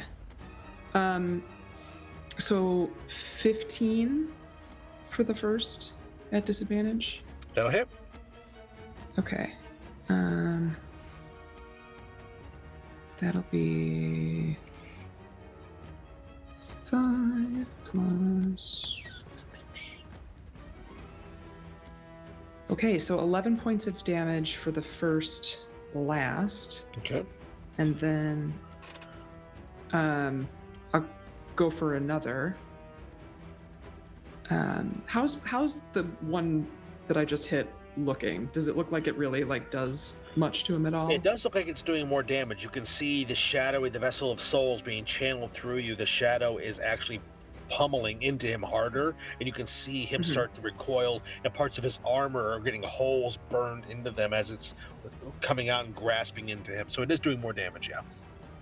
Okay, so I make that first attack, and then with my other arm, I bring it out, and I do another point blank Eldritch Blast. On Cade, right? No. Not on Cade, on the other vampire, but Yeah, if I had a third attack, Right. boy. Dirty 20. Okay. And that is 14 plus 19 points of Oof. force damage. Yeah, buddy. The same one who took that. This one does drop from the impact of that because it was already weakened by the previous attack from Kalim. Good. So, so this, as the shadow reaches out, it just vaporizes this guy. And you see parts of wherever it hits the guy, it's just completely disintegrated. The rest of his body plops down. No really blood coming out because he's a vampire. Again, nearby, there are other slaves. They're starting to revolt against masters, pull on chains and things of this nature. The crowd is starting to get much more animalistic and worked up. Anything else you want to do? Nope. That's it. Okay. And Regia is going to just move out. She's going to try to assist what's going on. She's not really in the right spot here on the map, but that's okay. She kind of comes up behind Kalim and Flora, and she says to you, "I won't let you down again." And she looks around maybe for a way to try to help you as best she can. And she is just going to stick by your side for the moment. She's going to hold her action to see if something happens. So Flora, back up to the top. It'll be you.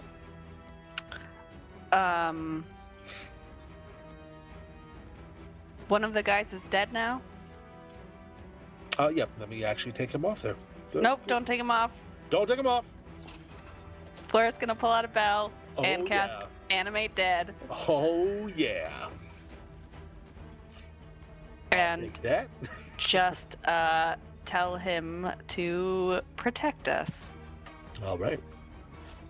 So, Isra, that one that you just blasted, that whole big giant chunk of his shoulder, part of half his face is gone. You see him just kind of stand up, and as he does so, you see the part of him that's not connected is just kind of flapping, like it's not fully the right way. He turns, and he just sees that there's others coming in nearby. I probably put something on the map here to try to get some more people out here. As they start to come in towards you all, you're going to see that he actually steps into the way to intercept them as they are all moving in. It's got to be over here like this. So as the one here, the motion of the one here is moving in towards you, you see that vampire just slams into the guy and just kind of starts hitting, grappling, and trying to knock him back out of the way. Anything else, Laura? I don't think so. I think that's it. Okay, no problem. Yeah, so he is pummeling that other guy. Other vampires are rushing in to try to apprehend you all. And as they do, you hear that there is another voice in the crowd that you all recognize. They are mine! And you see a figure saunter out of the crowd. Bram has returned. His large hulking form is walking. As he yells that out, he puts his hand behind him, and that great sword materializes. He pulls it out of the air, and he swings it. I will not fall again. And he is added into the initiative as part of the vampire's turn. That's all he's going to do is try to be intimidating. Other vampires are going to move in. The one who is right over here, right up on you, Isra, is going to try to attack you as well. He's going to miss you with a 12 because I can't roll above a 6 apparently for these guys tonight. And others continue to move in towards you all. So Cade, there is one that comes up over here. This lady one here, she comes up. She also has a blood blade. She swipes it out at you. Wow. 15 misses you. You wrench the blade out of Isra's side and deflect her attack. And then this final one over here is going to come in as well, try to attack you too. And this one is going to hit with a 23. And long sword is a d8. 5 plus. So you're going to take 6 points of slashing damage from his long sword. And he is not currently injured, so something else doesn't happen, but good to know. Alrighty, so with that being said, Kalim. Battle's just being joined. There's more and more people coming in. Okay.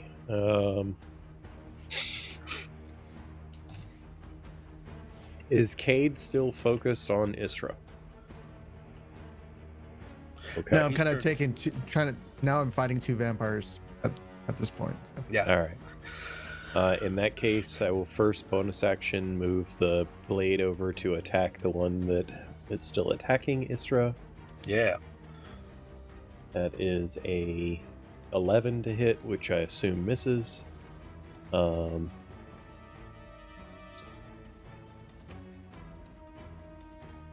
You know what? I'm going to go ahead and use the... No, I'm going to hold on to the... Yeah, I'm going to hold on to the inspiration from Flora. Okay. I will step over towards this one to get in between Flora and it, even though it is attacking Cade. It may step over, and I don't want that. And I am going to cast Toll the Dead on it. So it needs to make a Wisdom DC 17 saving throw. 14.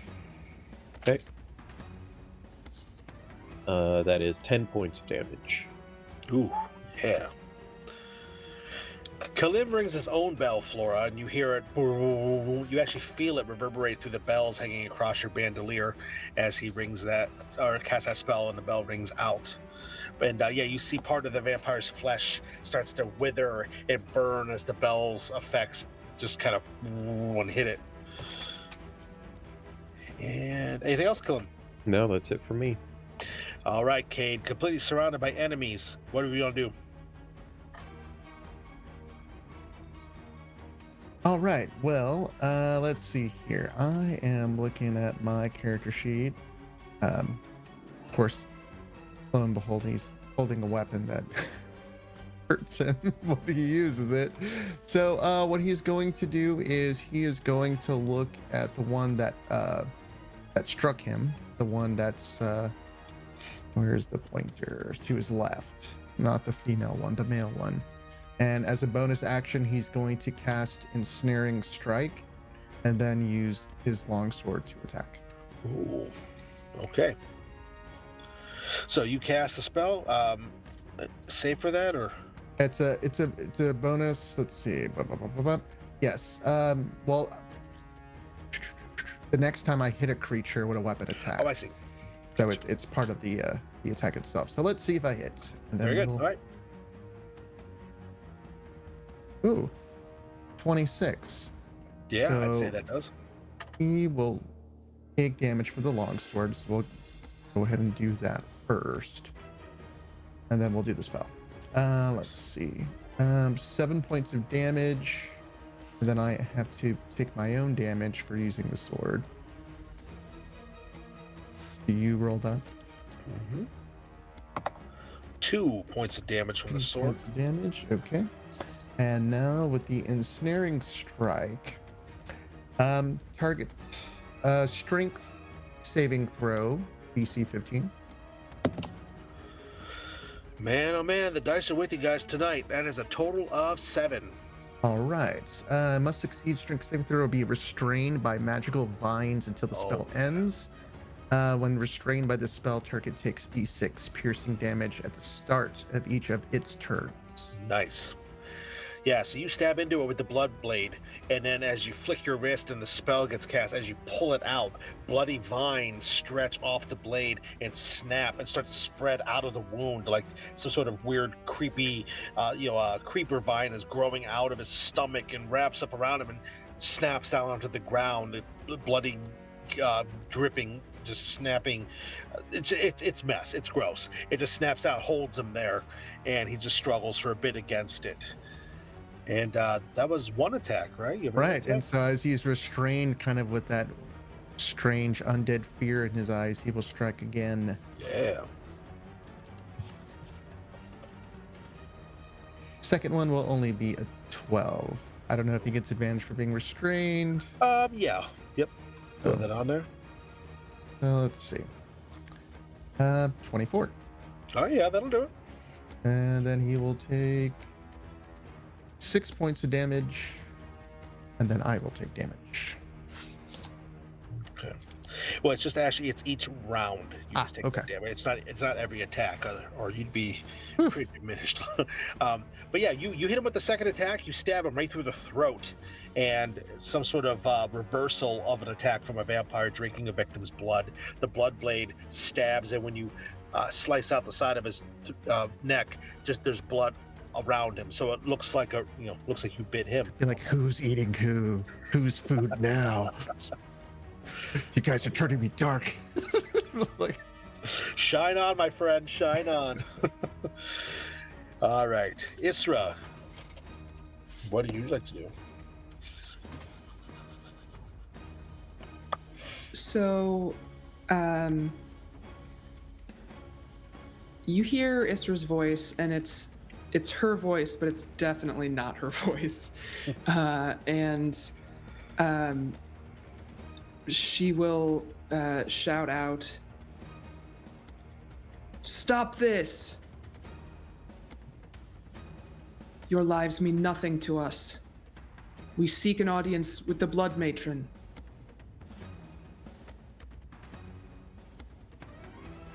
And I'll hold an attack. Okay, See you're if holding. anyone does What if they anything. attack you? If they don't back off by the start of my next turn, I'll just go ahead and lose my shit. But I want to I want to try to convey to them that we could keep doing this if they'd like, or they could just bring the Blood Matron on over. Mm-hmm. Since you're attempting to do that, attempting to hold your action, can you please make a wisdom save at disadvantage? Disadvantage? Mm-hmm. Because the spirit within you does not want to let them rest, does not want to just step down. 15? 15. You manage to fight that little bit of constraint that you have, and you manage to hold on. You manage to get your words out, and you can feel the presence. They will destroy you. They will kill you all. We need to get out of here now. But it is going to be Regia's turn. She just is staying with you, Flora. She's looking around. She's trying to see, and then she notices something. You see her sprint out the side, and she runs over towards a vampire that's over here, and she does like a running, leaping tackle type of move. And as she leaps up, she lands on the vampire. She does a spin, turn, flip move and grabs something off the vampire's back, wrenches it free, and now she has a sword. And so then she is armed down. She's over, right there. So, Flora, as you are about to step forward, you can see that the ground is starting to chime with some sort of strange sound, some sort of strange, almost like a pulsing, almost like a vibration is starting to spread. And you can see that you saw and you noticed that when the blood hit the ground from your friend's face and it rippled out, you see the ground is from that same spot, just a ripple of sound, like someone plucking a deep harp string. But it's your turn. Oh boy. I think Flora is going to look can she see Bram? How tall is this column thing? Yeah, you can see him over. That's part of the broken rubble from the last time you guys were all here fighting that big, huge, giant monster. So yeah, you can see him over that. He's big. He's like 6.5 feet tall. Great. I'm gonna try casting Crown of Madness. Okay. Which is a Wisdom 17 save. Oh, I love that. Okay. I've been rolling so great. So let's see. All right, 13 on the die plus. Has to be a 17. 16. Great. He is charmed by me. Oh, nice. And so he has to use an action before moving on each of his turns to make a melee attack against one of the vamps. I love that. That's amazing. Okay. Cool. All right. And I'm just gonna keep hanging out where I'm at. All right. So as you keep hanging out where you're at, there is a vampire who comes running up behind Bram and goes to go in around the side. And as he does, Bram just takes that great sword and sticks it out. And as the vampire runs, he just gets sliced in half on it and just gets completely bisected. His legs flop one direction and his top half keeps going, hits the ground and rolls a couple of times. Doesn't really fully die, but he's pretty out of the fight for now. And then Bram turns towards what's going on. He starts stepping forward. And as he does, he gets over to here. You see that the vampire, the Reggie, just ripped the blade free. I will not tolerate your failure. And he takes the sword and he swipes it down at that guy. And takes him down too. The sword does a lot of damage. Yep. So he just slashes that guy, cuts him diagonally, and the guy falls. And then he looks to Regia and he just gives her a nod. And other vampires. So there is going to be the one that is on Isra is going to attack. Oh no, that's the one that's controlled. What about Isra's? Or I mean, not Isra. What about Flora's zombie dead vampire guy? Zombie dead vampire guy. Yes. Doesn't he get to go on Flora's turn? He should go on Flora's turn. Yep. That's right. Yep. So what was he doing? just continuing to attack as Okay. well. Okay. Yeah. So he's all pinned up and tied up with this guy here. They're just rustling in around each other. Their arms are intertwined. They're clawing each other's faces. You can hear them yelling at each other, things of this nature. So yeah, he's doing that. I'm gonna roll something. Okay, 18. See, now I'm gonna roll high.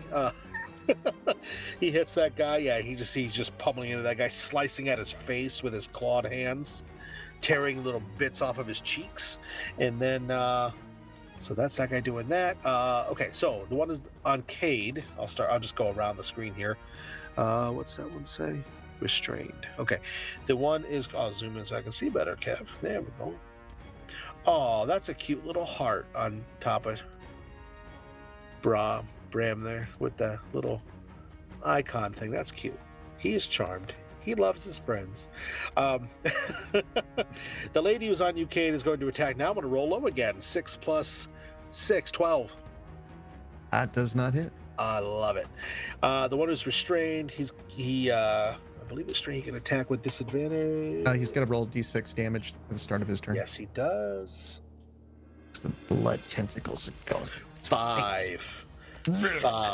The blood tentacles are like pulling at him, and just you see him go, and he gets pulled partially the way down towards the ground as he's struggling against it.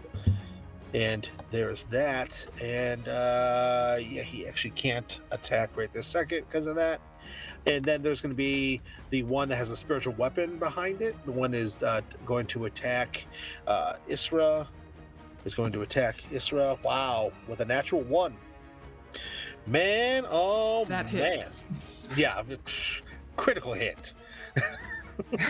And he misses. He swings at you, and it's not great. I believe that is everybody. Yeah. So, Kalim. I guess we will start with the spiritual weapon, as that's the easy one to get out of the way. You got it. That's an 11. That's a miss. And I will toll the dead the restrained one. So wisdom Okay. 17.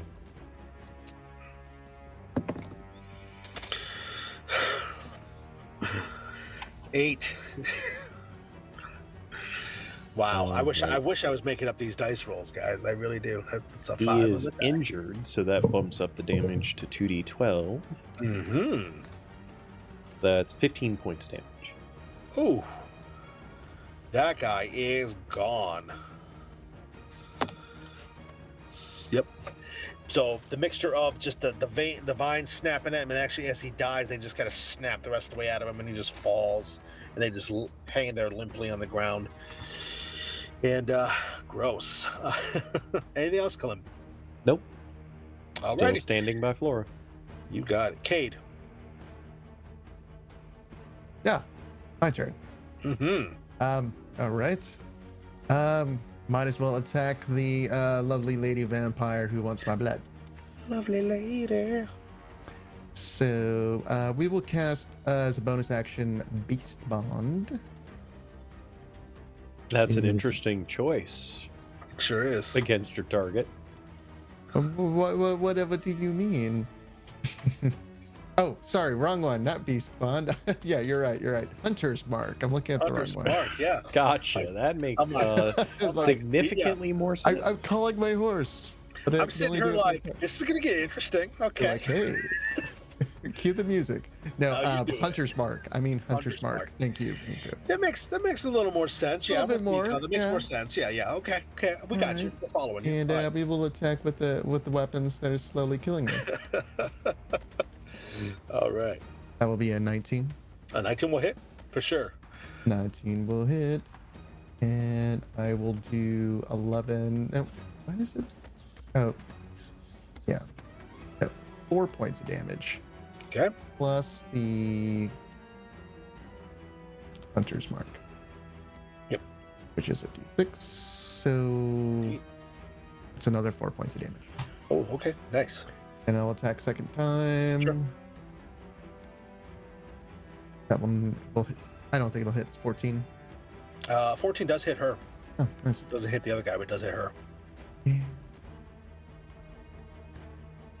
5 points of damage plus. So that'll be 10 points total.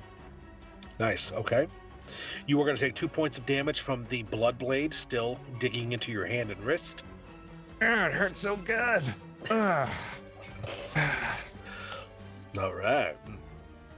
And yeah, you are slicing and dicing her. She is looking like she is not enjoying the dance the two of you are sharing tonight under the moonlight, and you are definitely taking a damper out of her. Anything else?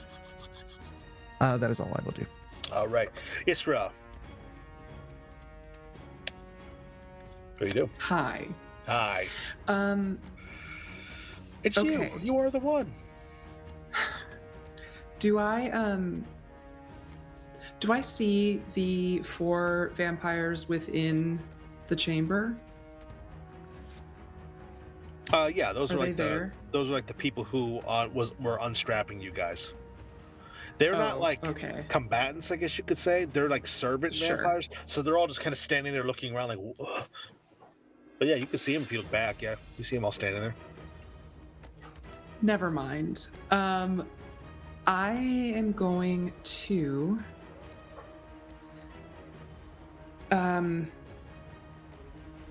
seeing Bram as just another obstacle in the way from getting to either leave this place as the shadow entity would like for us to do, or getting to the blood matron, which I would like to do. I'm going to cast an area of effect spell. Ooh. So it's a 30-foot radius sphere. I want to get Bram in it, but I would ideally like to miss my friends. Ideally, So this is. you're still willing to hit them? No. I'm thinking about Regia, you know? Oh yeah, sure. So this is Sickening Radiance. Ooh. So they will need to make con saves. It's a con 16.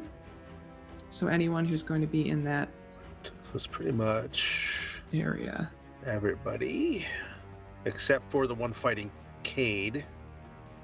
Yeah, that's fine. But the one to your right, the one that's currently controlled by Flora, and the other ones, well, they're all kind of controlled by Flora. Really, she's doing some Yeah, great she battlefield really- control here.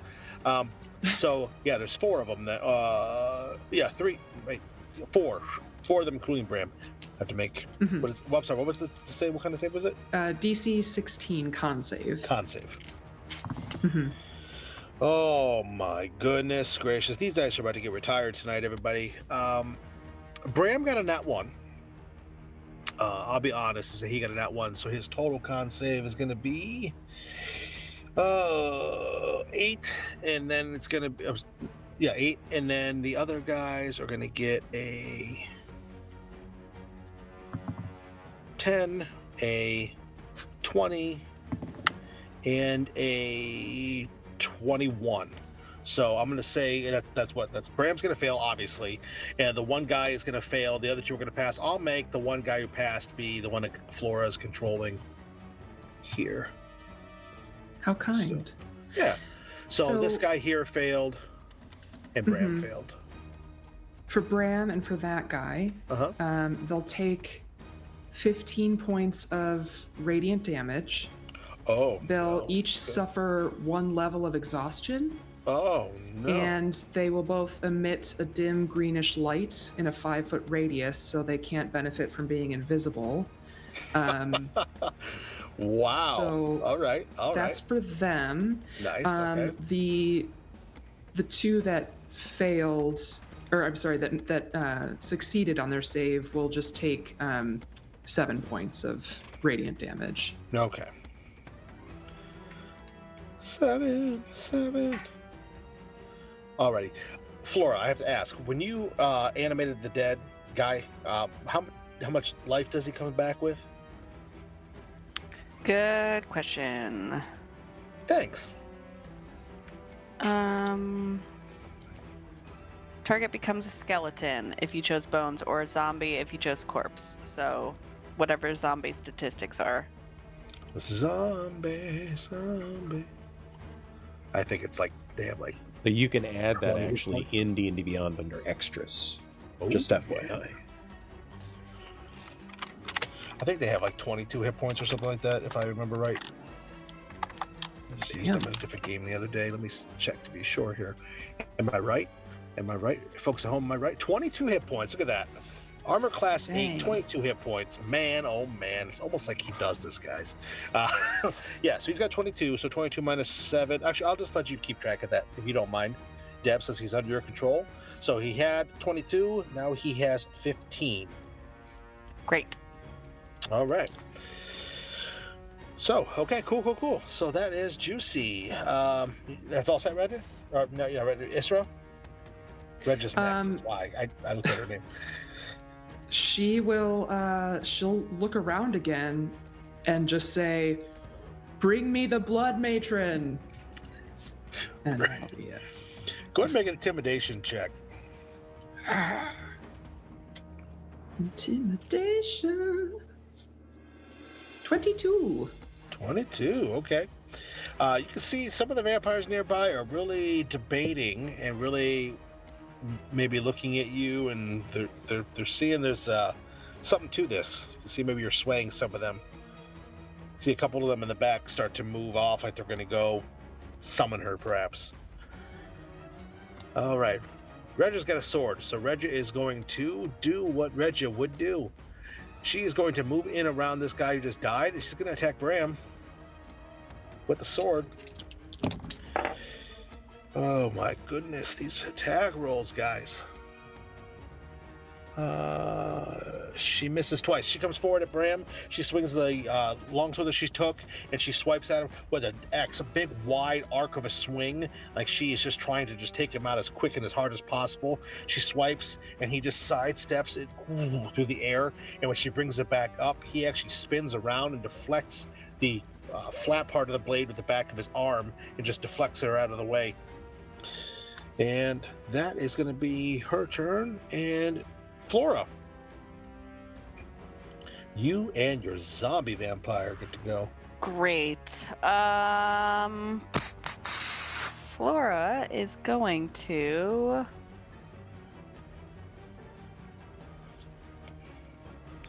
running out of spell slots, guys. Run away! Welcome to the party. Yep. That's like, I'm playing a warlock, I just want to say. Flora's gonna cast Dissonant Whispers on Ooh. the spiritual weapon On the spiritual guy. weapon? Okay. Yeah. What? On the one who's being I was attacked by the confused for a spiritual second, like, weapon. On the guy being, yeah, I knew what you Yeah. On the guy being attacked by the weapon. Yeah, Which I'm is a Wisdom 17 save. I'm sure this will go well with all the great rolling I've done tonight. Actually, that did go okay. That was an 18 plus, so he's going to pass. Okie dokie. So he will take then only 6 points of psychic damage. 6 points of psychic damage. Okay. Okay. He isn't going to drop. Should I move him? Are you going to do anything to him? No, I'm You not. can you can Okay. just leave him there. I'll mark him. Oh, yeah, okay. Putting tokens on things. I like it, little markers. Condition trackers. All I'd right, like cool. to see all of our dead. Oh, yeah.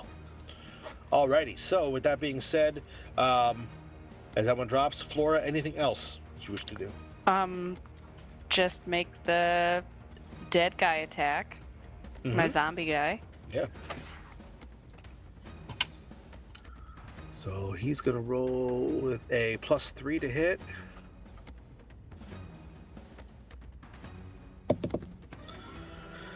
$16, 19 is going to hit that guy. Zombies do, let's see, 1d6 plus 1 damage. 6 plus 1, 5, 7. 6 plus 1 is 5 is what I just said. Wow. Reverse math Eric? is hard. American public schools, y'all. No. I'm just. All right. And your zombie will actually defeat that guy. They've been fighting and grappling this whole time, so he is gone to. Oh, Hey. Miko, I'm sorry. I'll put him back, Miko. I'm sorry. Yeah, he's back on there. Miko's like, I'm still producing. Let me have fun, man. I'm still doing something here. That's right. Kalim may not be doing much, but I'm trying. And you guys can see that there's temporarily a little break in the vampires that are coming. You see some of them are nearby, some of them are being overwhelmed by slaves who are starting to revolt and attack against them. You can see that there are more coming, though. They're trying to actually stop you all, but they've actually stopped, and they're trying to put down and grab at or attack the slaves who are revolting. So although there's something that's been spurned in this, there's a flame that's enkindled within everyone in this area right now. There's still a lot of numbers here you guys have to deal with. You guys are running out of power. You guys are running out of ability. Some of you are very tired. So what do you all want to do? We'll step out of combat rounds for a second to see kind of how we want to do this. What do you guys want to try to do? You want to try to run? You guys want to keep fighting? Or what do you... Is that one, this vampire lady still going? Yeah, she's still up. Okay. I didn't know, because I thought we were in a little lull. But, How injured is Cade? I have lost. Is he bloody yet? Yes, I mean he's lost like a third of his hit points. So he's not bloodied. No, He's not at half hit points. No, not yet. Has Isra? And even if he was, he'd No. put a good show. Okay. She's fine. Isra, do I get the sense that Isra has been the one calling for the Blood Matron, or is it the dark that has infected her? Make an insight check with advantage. I'll use. Well, no, I might as well. I rolled a 19 and 18 for a total of 28. Nice. It's all me, baby. That's it. Yep. It is Isra. It's Isra. Okay. Yeah. In that case, I will support Isra in this endeavor. If I'm being an idiot, you can tell me, Dad. That's not a dad's responsibility to tell their child when they're being an idiot. It's their responsibility to help them after the fact that they've been the idiot. Okay, being a good dad or whatever. Or whatever. Yeah, Oh, I think in this case, Klim is just staying near to Flora, protecting Flora as best he can, and still trying to dish out the small amounts of damage and/or healing as necessary. Sure. I don't think he's trying to escape just yet. He's still waiting to see how things play out with what Isra is trying to do. Okay. Isra will look to you, and you can see like sort of like the flickering change in her eyes. It's her mostly, but you can see that she's sort of fighting with it a bit. And she'll just say, I have to enter. I don't know how much longer I'll be in control. Klim will step forward, grab onto her hand, and say, "We don't have to end her now. You can be in control much more than you realize." And he's actually going to cast protection from evil and good on her, which Interesting. automatically ends the possession. Oh. Is that a good thing? When this happens, Oh no. he takes your hand and you look at him, and there's that moment, father looking at daughter, and then you feel the power flow through you. Something inside of you feels like it punches you, grabs you, wrenches into you, starts digging and twisting at your insides. And Kalim, right in front of you, you see her features start to move, it starts to warp and shift. The veins start to recede on her face. Her hair starts to blow in an unseen wind. And then there is a spirit that starts to fight and struggle against that. You see the features of some sort of other face moving and twisting within her own. And when you finish casting the spell, this spirit gets forcefully ripped out of Isra's body. You see him, no! And a shadowy form appears next to her. Looks like about as tall as a man, but it has horns that are reaching out from the sides and wrapping around its head. It's looking at all of you. You will pay for what you have done. And he starts to move towards you, Kalim, and when he does, he suddenly stops, like something's holding him. And Kalim, you feel something familiar, a twinge, a pull on something. A spell that you cast about half a week or so ago feels like it's no longer got a hold on the area. And you realize all at once, as you all do, as you see the air behind Regia start to split. Something's hand through the opening starts to reach for all of you. You realize where you are in that same spot where the Great Dark was banished. As it reemerges back into the present, it rips its way out and emerges back into the blood domain.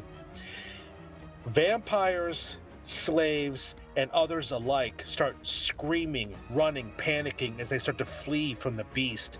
As it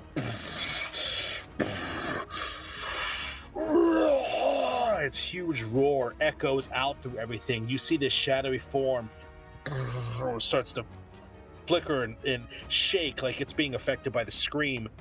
And what do you all do? This is where Kalim kind of takes charge and tells everyone to flee. He's capable of doing a couple of things that I've been holding in reserve. And Kev, I just want to know if this is an option in this moment that we can flee. I bash it again. No, I can't do that this time. Yeah, no, you guys can flee. Yeah. All right. So then he will summon Nocturne for Cade. He will cast Gaseous Form on Regia. Isra, he knows, can move through shadow on her own. And he will take Flora up in his arms once again and start stepping through shadows to escape. And because of his, I can do that 6 times right now. And so because of his distance, the way it will work is he will appear 120 feet, wait for everybody to catch up to him, then appear another 120 feet away until we are, 840 feet away? Okay.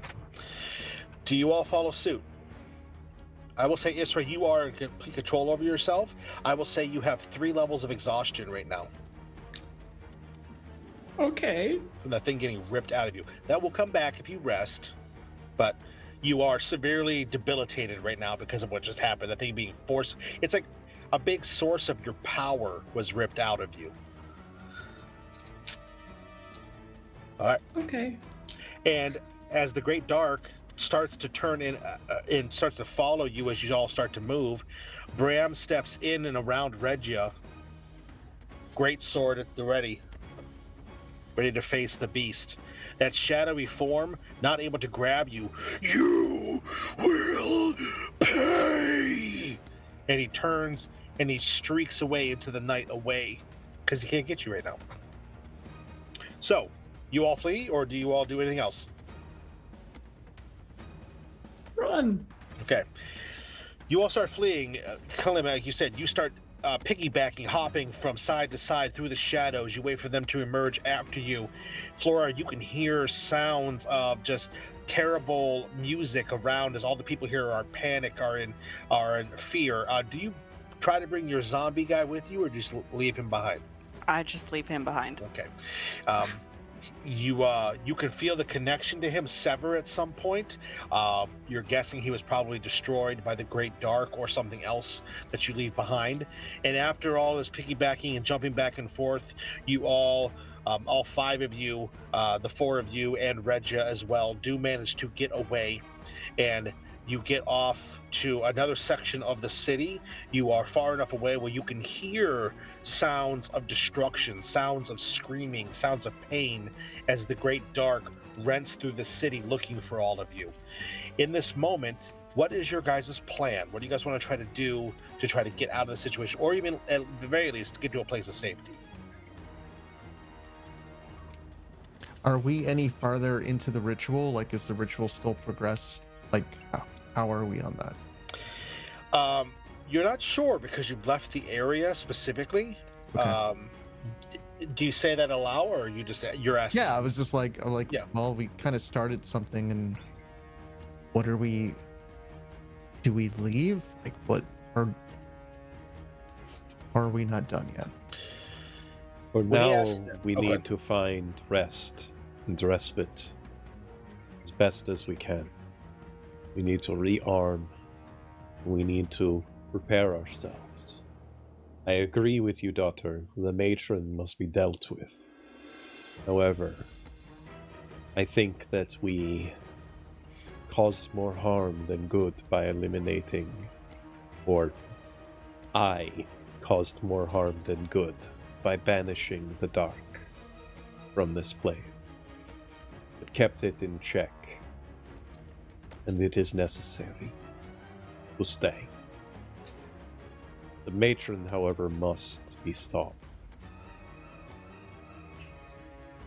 We cannot do that in our current weakened states. We must find respite. And he just looks at Regia. Regia, do you know where they would keep our weapons? Yeah, there's a place nearby that they more than likely would have kept them. There's 2 different armories that they could have placed them at, but there's only one that they would use that's close enough to the area and would be relatively far enough away that if you did escape, you wouldn't find it readily. So I can lead us there. It's a barracks of sorts. It's a place where they have certain soldiers train and rest. We just have to hope they're not using it right now. Chances are they were all called out to go deal with that thing. Lady, are you okay? Is there anything else I can do? She says, looking to you, Flora. I am fine. Just get us to safety. Right. This way, and she leads you guys down. Again, some different pathways through the city. There's a couple of times where you guys come across groups that are either running to or running away from the destruction that you still hear of roars and screaming and things getting smashed. There's even an explosion you hear, and it does eventually get you guys to a barracks type area. And when you slip within, you do luckily find that it is empty currently. It does seem that the vampire guards in this area of the city were dispatched out to deal with the foe and aren't here. So you have a place to rest if you wish to do that. You can hear like I said, you can hear the sounds outside, and after some time of you hiding out, the sounds do get less and less until eventually it would sound like the Great Dark has either been vanquished somehow or it's moved on. The sounds of the destruction fade away, leading to a little bit more of a silent aspect of the last bits of the night here. I don't think that we could rest here effectively, at least not without tremendous risk. So I think we would just collect our things if we can find them, any additional supplies we might be able to get, and then find a different place to hide for the evening. Sure, That's that makes just my sense. thoughts. Seems reasonable. Okay. Let's have everybody make a perception test. There's not really going to be a failure to this. It's just going to be who's the one who finds things, basically. Not I. I rolled a 1. Oh, great.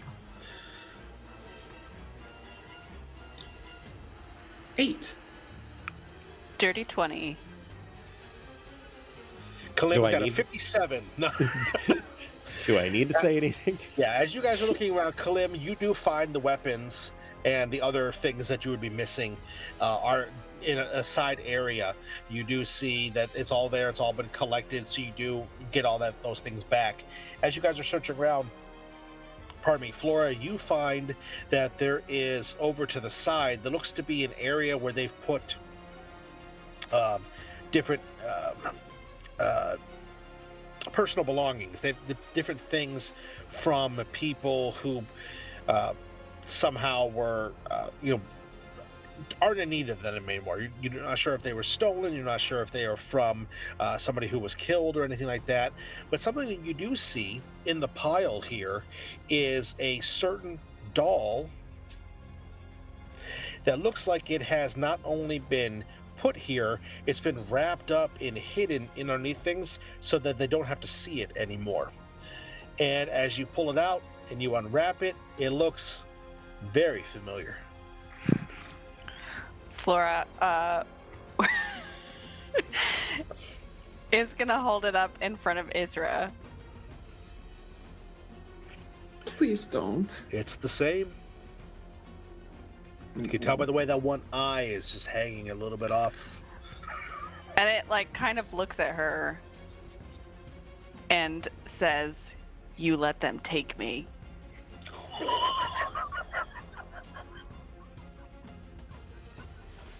I'm very sorry. So very sorry.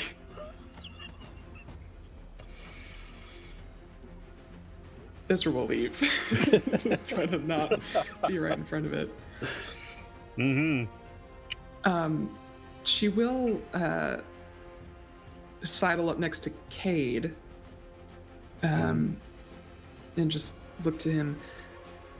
I'm very sorry, Cade. I made some bad decisions. And, Well, he will place his hand on her shoulder, like, I almost feel like we're related. It's like, I'll be Uncle Cade now because you're becoming more like me with all these bad decisions. Speaking of which, as he looks over to Redya, I'll be like, he's gonna whistle for Luna, hopefully. See, if not, then I'll have to come back for her later.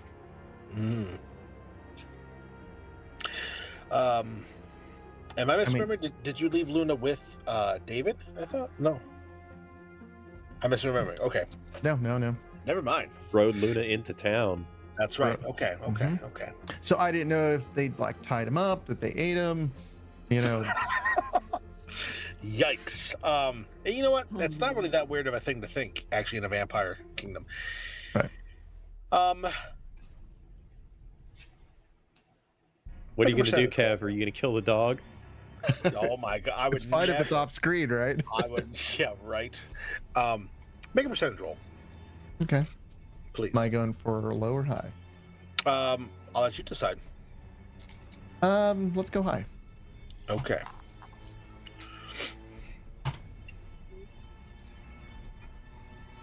47. 47. Okay. Right in the middle, of course. Right in the middle. You whistle, you call out to Luna, and Luna does not show up. Okay. You hope that she's just out of range. Yeah, hopefully. I'll have to come back.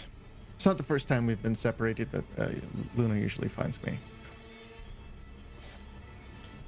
Right. So, you guys said you wanted to find someplace else to rest? Is that what I remember hearing last? I'm assuming that Regia has some place that would be hidden that we could rest.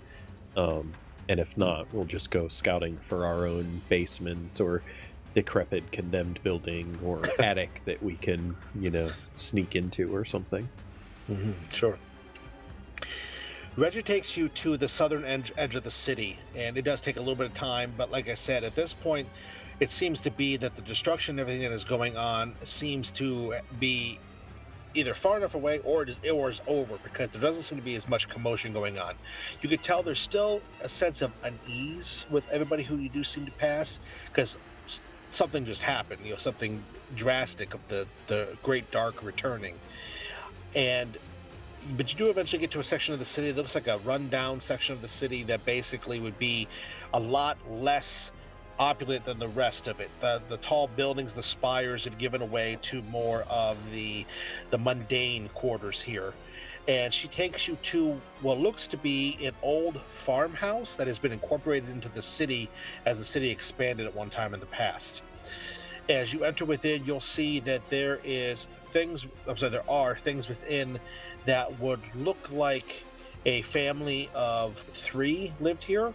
Everything is nicer, but seems to be older. It's almost like it's a snapshot of the past almost. All the things in here look like they were once very nice and upkept, but just time has kind of taken over them. There's some cobwebs, there's dust on things like that.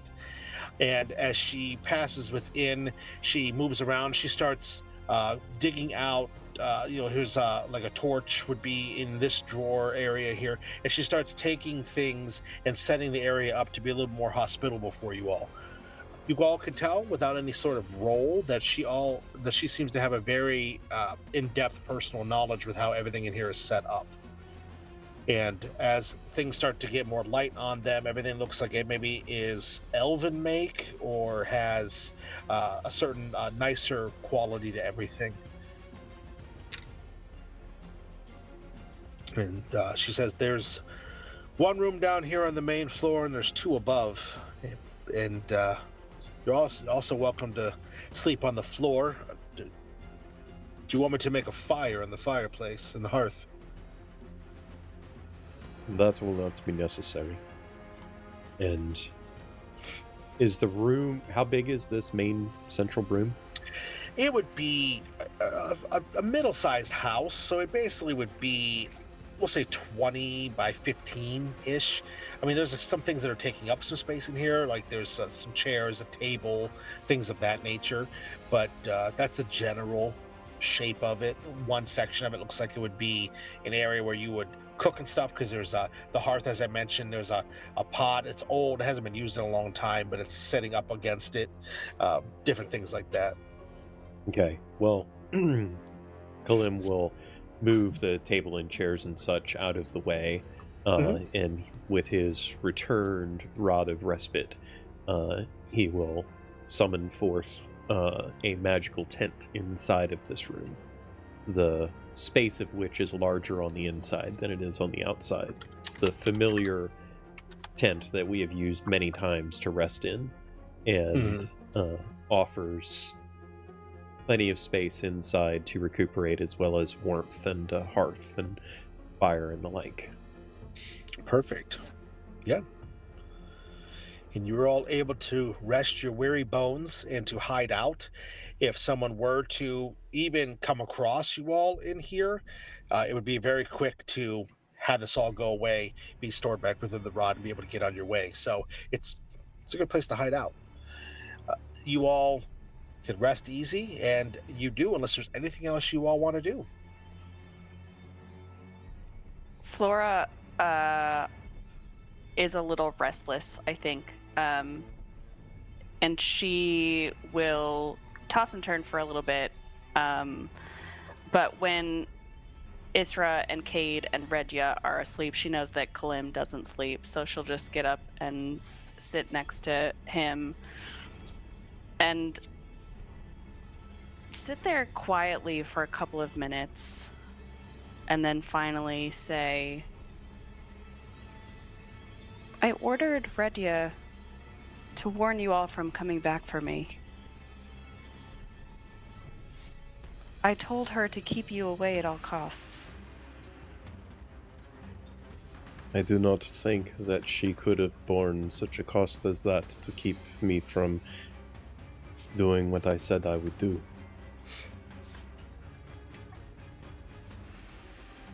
I should have listened to you. Perhaps. I do not always make the best of decisions in this unlife that I have. There are fleeting moments of my mind where I remember my living self, they come and go vaguely. And I do not know how many of them that I can count on. But the ones that I do know that I can count on are the ones that are triggered by Isra, and the ones that somehow are triggered by you.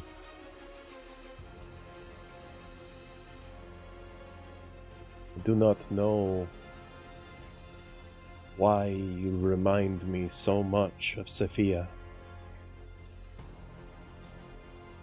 but I see her so much within you.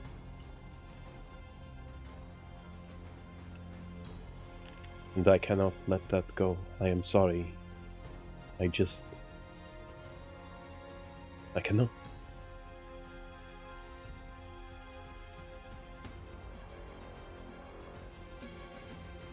And he goes to reach out for her hand.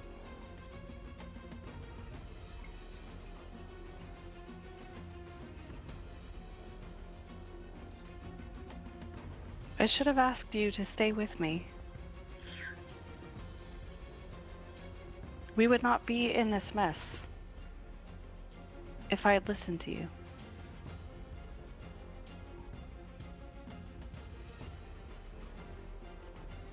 Does she take his hand? Yep.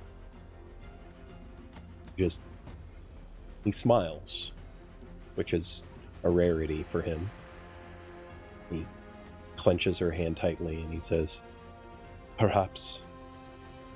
And perhaps we would have been in an even bigger mess. There is no way of knowing such things. We all must abide the choices that we make.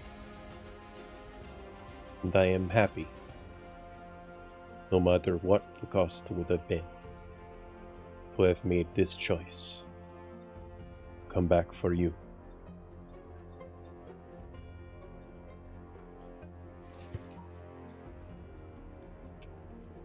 Flora will just lean her head onto his shoulder. And just sits there holding her hand. And I think in this moment of two people finding each other again, in this moment, reunited fully because you all were successful in coming back and finding your friend again, and because you are here in a moment where you can rest, recuperate before the work that is ahead of you to try to deal with the outcome of the bad choices that you all made, I think we'll bring tonight's story to a close. And I want to thank you all for playing. Amazing. You guys just continue to bring the intensity and the drama. I love it. I love this group. Great stuff. Great stuff. So thank you all so very much for that. I mean that wholeheartedly. Thanks everybody for watching and for hanging out with us. This has been Notte Eterna, Blood Rites Part 3, and this has been a blast. So let's go around. Let's tell everybody who you are all again, and tell them where they can find you. That way they can see what other stuff you're up to. Let's go in the same order we did before. Let's start with Adrian on my side. Adrian, thank you so much for playing Kate again, my friend. Oh, it's been my pleasure. Thank you so much for having me. And this has been such a great story. My name again is Adrian. I'm on the internet as tagline, well, tag is Sly Sparrow on Twitter and Blue Sky and all the other Discords and whatnot. So reach out to me and let's start conversations about collaborating about games and storytelling. I love all this stuff. So I am so grateful to be able to step back into this role with everyone and tell this great story. I love to see it develop. One thing I love about this game, it's just even the quiet moments are just like really, really impactful to me. Just like we share silence. I like that a lot. Yeah.